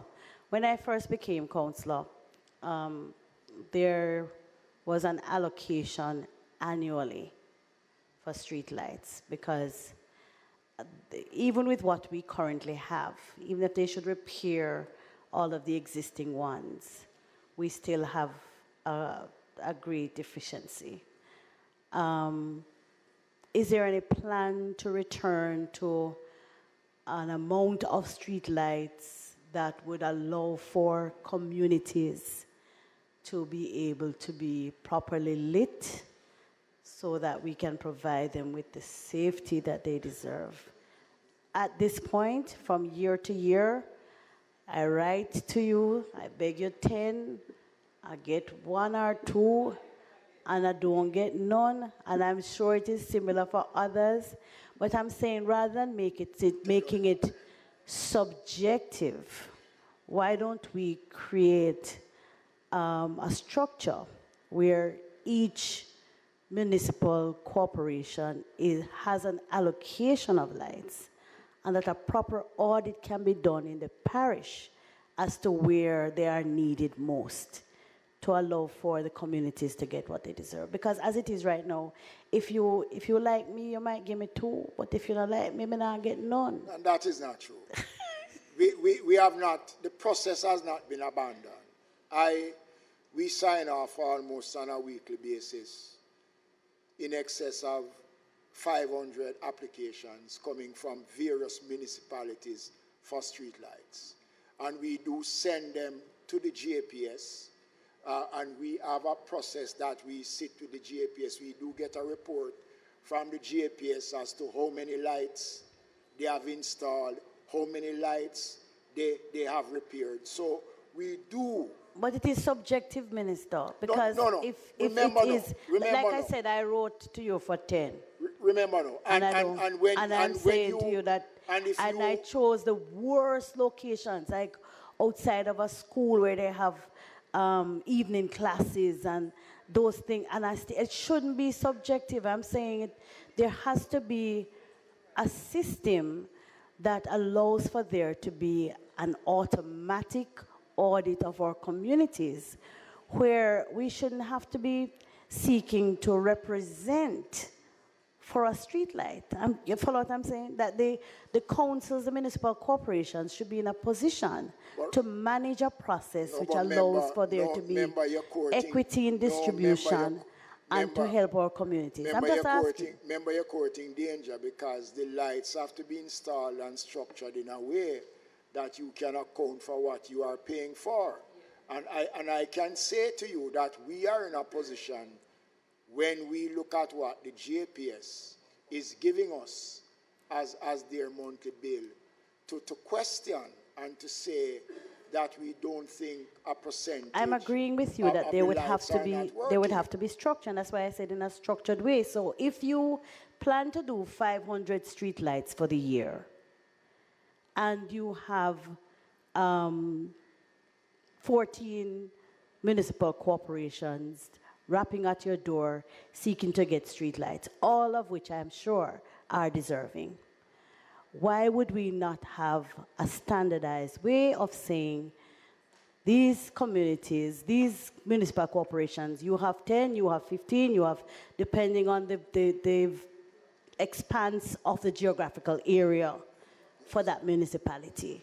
Why don't we have a standard so that it doesn't become subjective where I have to write a letter and I have to wait on the approval of the minister, and for it's as if you are doing a favor to the people of that municipality. The JPS is not going to take the responsibility of installing the lights unless there's a guarantee of how the payments are going to be made. Remember, look. But I'm agreeing with you. Yeah, you said you did 500, right? I'm saying to you, it would still be the same 500. I'm not asking you to go above and beyond what you can afford. I'm saying you still have the 500, but it would be structured in such a way that it would not be subjective. Are you following me? No, I am following you. Yeah. I'm following you. And I want to say that what is there can be reviewed and looked at. And we will be prepared to review and to look at it. Okay? I want to start with a follow-up. Thank you, Madam Chair. Just quickly. Member Robbins is also asking to do a follow-up. So if you have additional questions, maybe Member Brownberg do the follow-up, then Robinson do the follow-up, and then you go to the questions. That's fine. Just a follow-up from the streetlights. In the way we approach representation and governance, we have built a system largely where you come and when you come and beg persons for things to be done. And I want to agree with the member that we have to get a system that is transparent and it does not depend on who is asking. So there are two aspects to the streetlights. One is new streetlights, and there must be a plan for new streetlights, which would mean, therefore, that you have an idea as to how many you can afford as new streetlights, whether it is parish by parish or whatever, and there could be a system through which that is accessed that doesn't depend on who asks you and the mood you're in when you get the request. Yeah? So I'm agreeing that is one. The other part to the streetlights, though, is the repair to streetlights. And Minister, for me, there are some minimum things that I believe should happen for the repair to streetlights. One is in those areas that are highly populated, especially if there are areas that are prone to criminal activities and so on. And what the member from Southeast spoke about in terms of some of our major thoroughfares, Spanish Town Road being one of them. I find Mandela being another. I find that if we were to do a grading, it's not a passing grade. And I am asking, I don't know if it is the budget that is not there, I don't know if it is the management, the planning, but something is missing that prevents us from having a bright country where we can feel safe just because of how we are illuminated. The installation of streetlights, the JPS will install the lights based on the request. So they will do an assessment. So if they do have to put in a new infrastructure, that is fine. In new communities that are established, the layout of streetlights has to be a part of the whole approval process. I will agree that we are having serious challenges with repairs.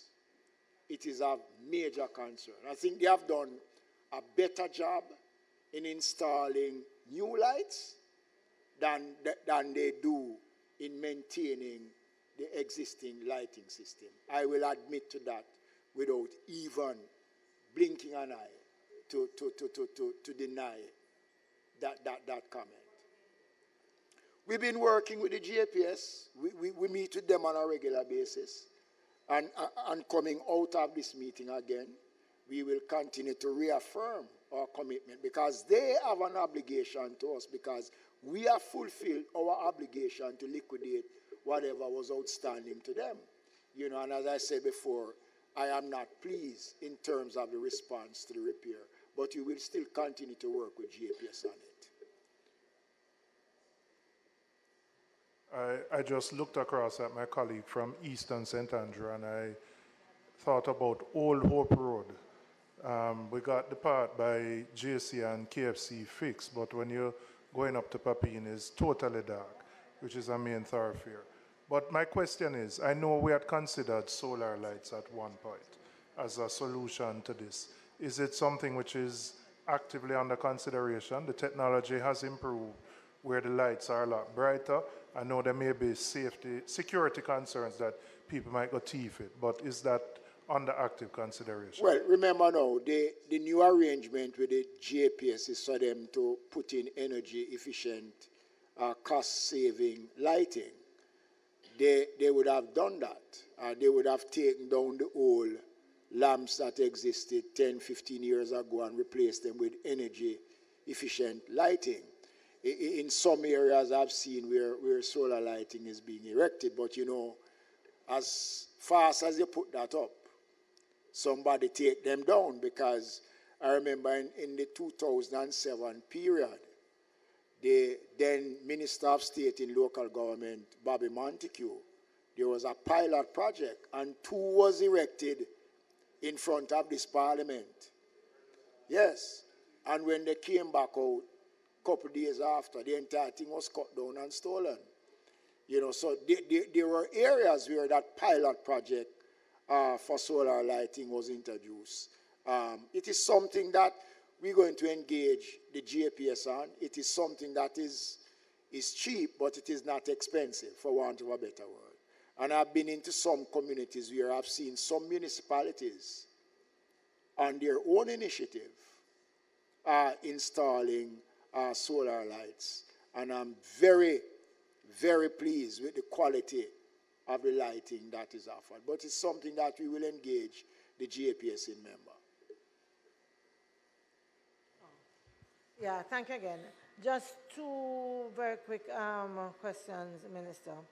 Minister, the road-related repairs, PRF equalization fund.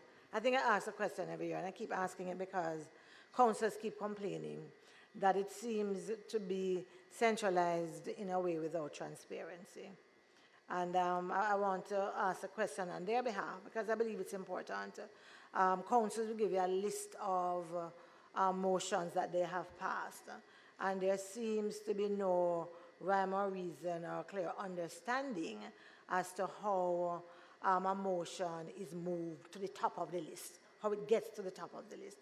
And I don't want to hazard a guess, I don't want to repeat what they believe is happening. I'm just asking for clarity because I think it is of grave concern. Remember, a lot of the MCs are under the impression that the equalization fund is the saving grace. I think there's a misinterpretation of what the equalization fund is all about. It is not just road related. There are other aspects of service that the ministry supports using the equalization fund. And not everybody is going to be successful at one attempt to get money out of the equalization fund.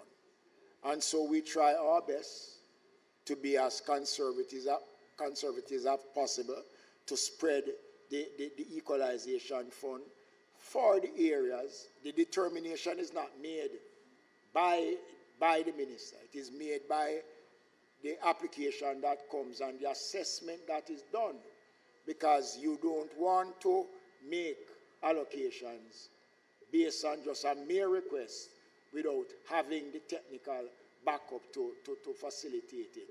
So I will agree that the funding in terms of roads, and that is why we have gotten in the recurrent budget every year from the Ministry of Finance a set amount that is specified for roads, that we lay down strong guidelines as to how these roads is to be constructed, and that this money must not be splintered, member.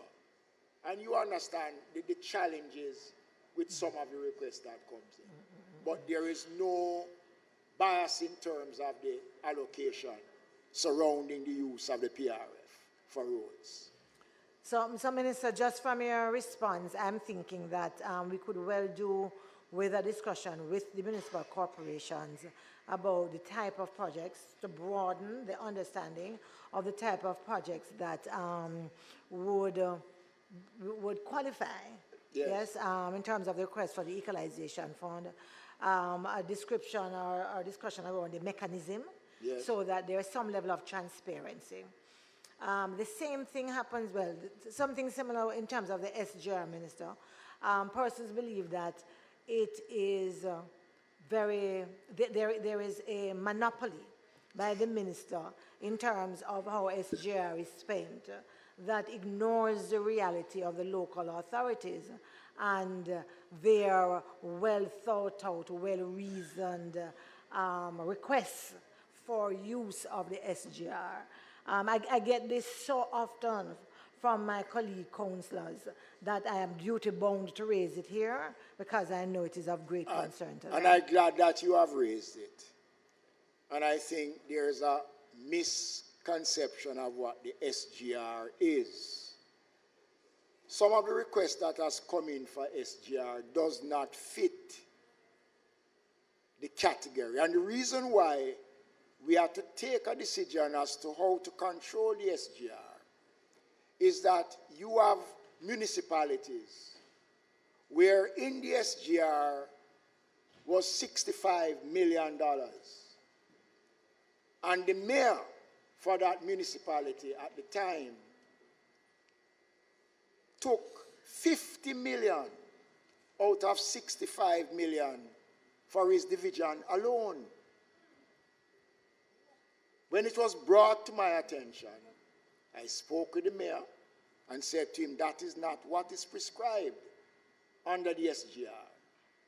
And colleagues, to structure the program, and we speak about transparency, persons should not feel offended when you put systems in place that speaks about transparency. The SGR, by law, is designated as a source of funding that is used for emergency purposes only. And I can share with you some of the requests that comes in for SGR. Minister, just quickly. Just quickly, Minister. At the local authorities, yes, is it that, or should it be that they have a committee meeting and there's a resolution passed and then it comes to you? the SGR request will come. And the SGR request has to come with a program, which is sent, and then our technical department would examine it to see if it falls within the criteria. But when you get an SGR request, let us say for 10 council, $1.5 million, how can we, you know, and believe me, if we're talking about regards for the system, and people must trust the system, then we must be prepared to be honest to say that a lot of what the request for SGR comes in does not meet the criteria, member.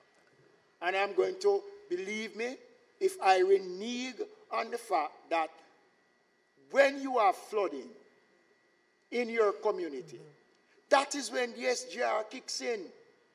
You can use that SGR because it requires a tractor, a front-end loader, or a truck, or a drain to be clear so that you can have access. That is what the SGR is all about, not what a lot of the MCs are asking for the SGR to use. So I'm going to repeat the same thing I said about the Equalization Fund, Minister. It sounds to me as if there might be need for clarity around what would qualify programs that are sent.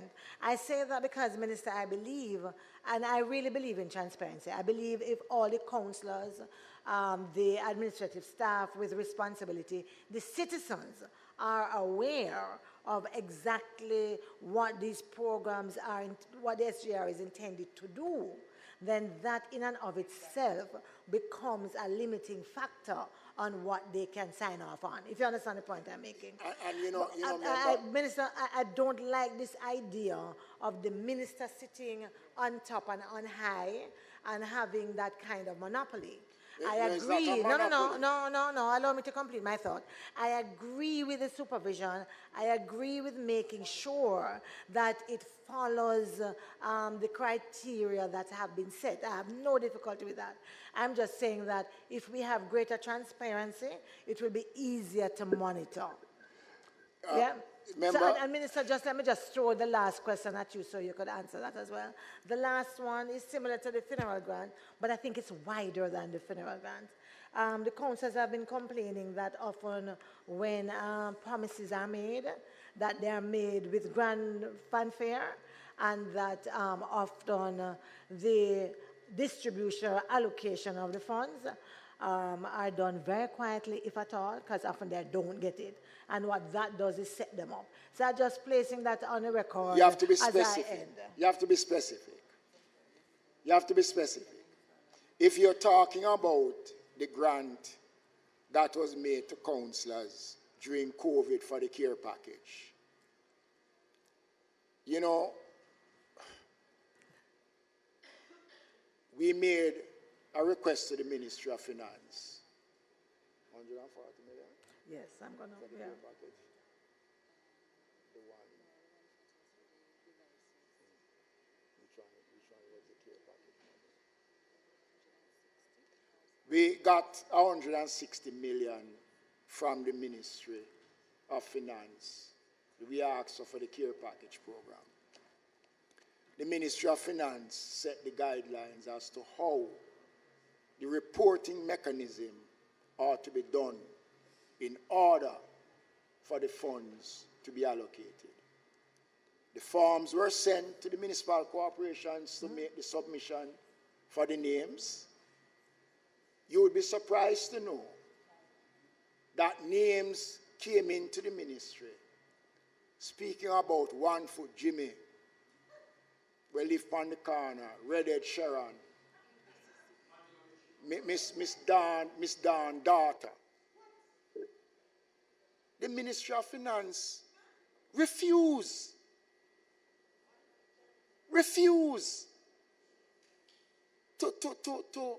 to accept it. The MCs that fulfilled their obligations, right, were rewarded.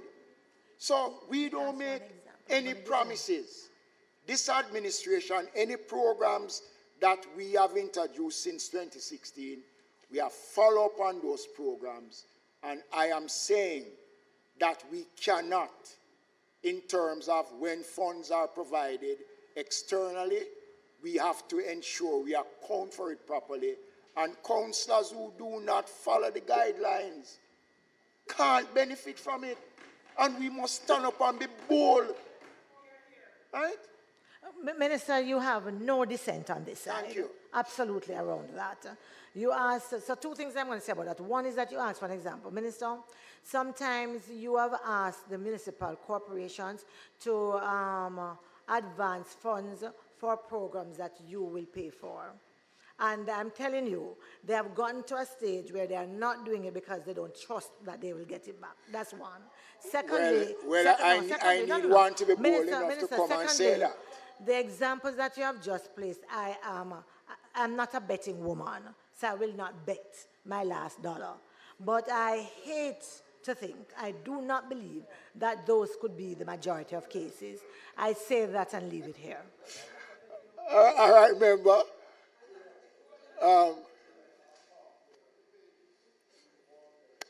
Thank you.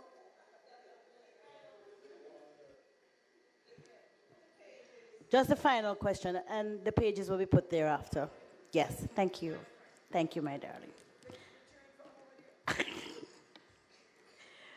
Minister, I'm speaking to capital budget, page 720000C-4, and the matter relates to the improvement of emergency communication systems in Jamaica, a project which was to have come to fruition from 2019, delayed in 2019 to 2021, from 2021 to 2023, from 23 to 24, and now last deadline we got was for March 2025.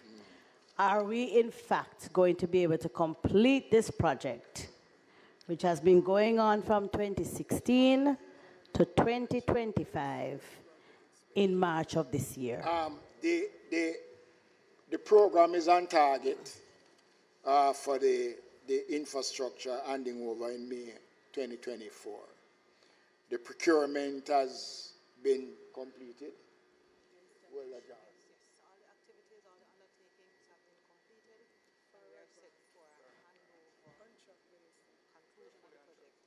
we are fully on track.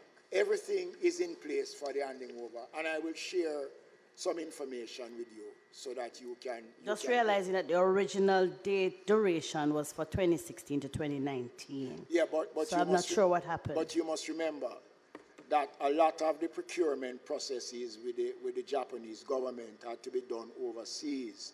So, and then COVID came in, and they asked for an extension. The Japanese asked for an extension on the project.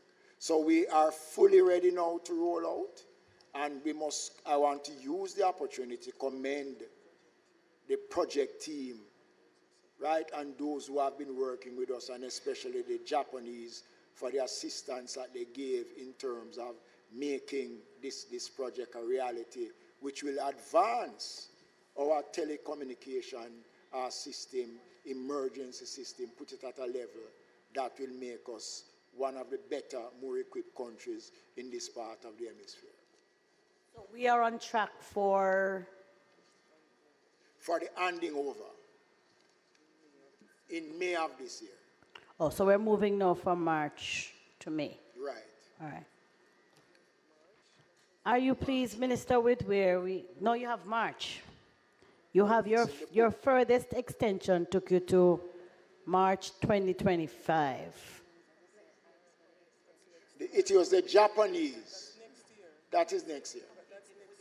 We completed within the timeline. So I'm asking, is it for March or May of next year? May this year. So you're moving ahead of schedule? The extension is for the closing up and the wrapping up of it. That is what the extension is for. Okay. But the handing over is for May 2024. In terms of ODPEM, Minister, ODPEM. Yes.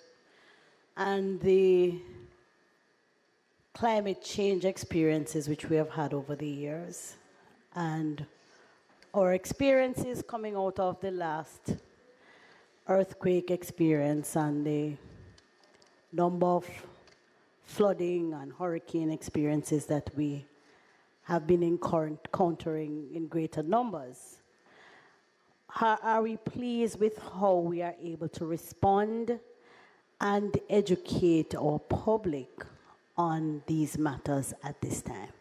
And the role that the ODPEM plays in terms of its primary function as it relates to the ministry and that role that the ministry plays. I just want to get a feel of where we are, because you are in for some criticism, and I just want to be clear that the ODPM is rightfully playing its lead role in the disaster risk management process, in educating and leading the process of protecting our nation. The Office of Disaster Preparedness and Emergency Management still retain its origin, its role, its responsibility.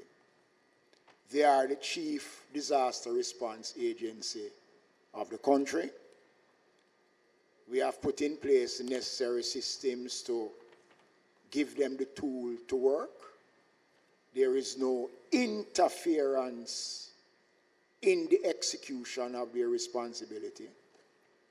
As the minister with responsibility, I do engage the board, and I do engage the organization when we look at programs, but there is no interference in the work of the Office of Disaster Preparedness and Emergency Management.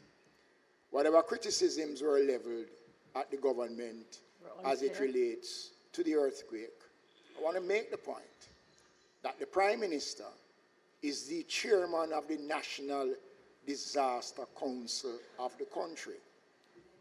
So what it means is that as chairman of the National Disaster Council, his role is critical in informing the public on major events. The earthquake that we had in the latter part of last year was the largest we have ever had in the country in decades.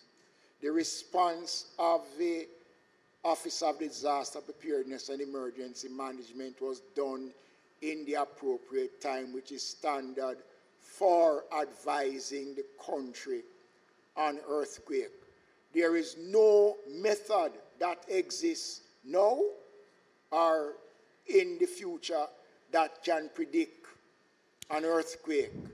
Wouldn't want to suggest that, Minister, because the truth is I wasn't going to that place.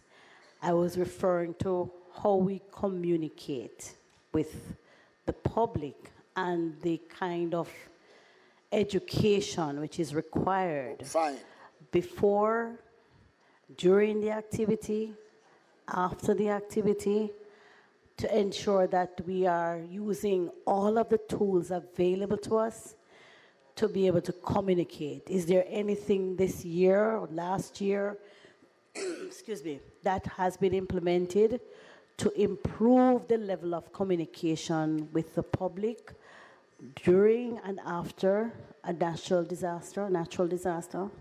Well, you know that we have had, the entity have had several town hall meetings across the country.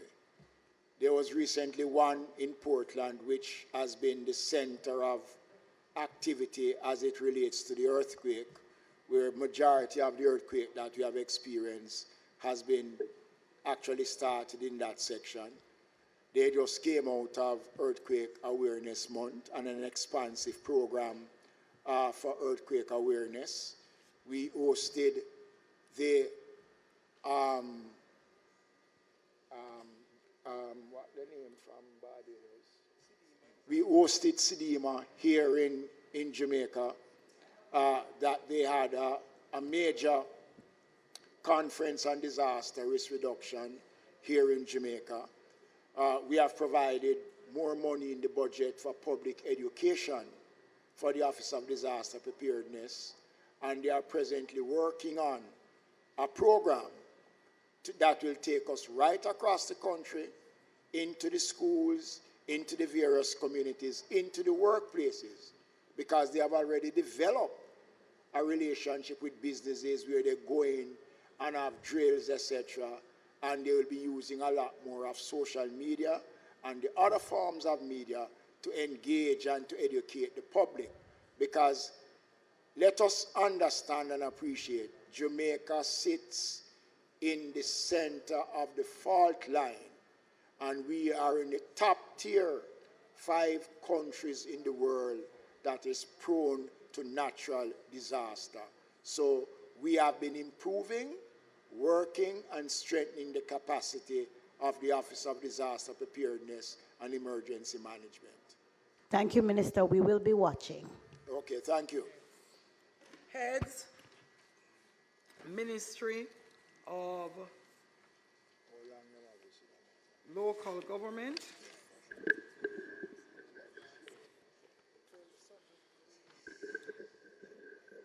Pages 1 through 18, head 72,000.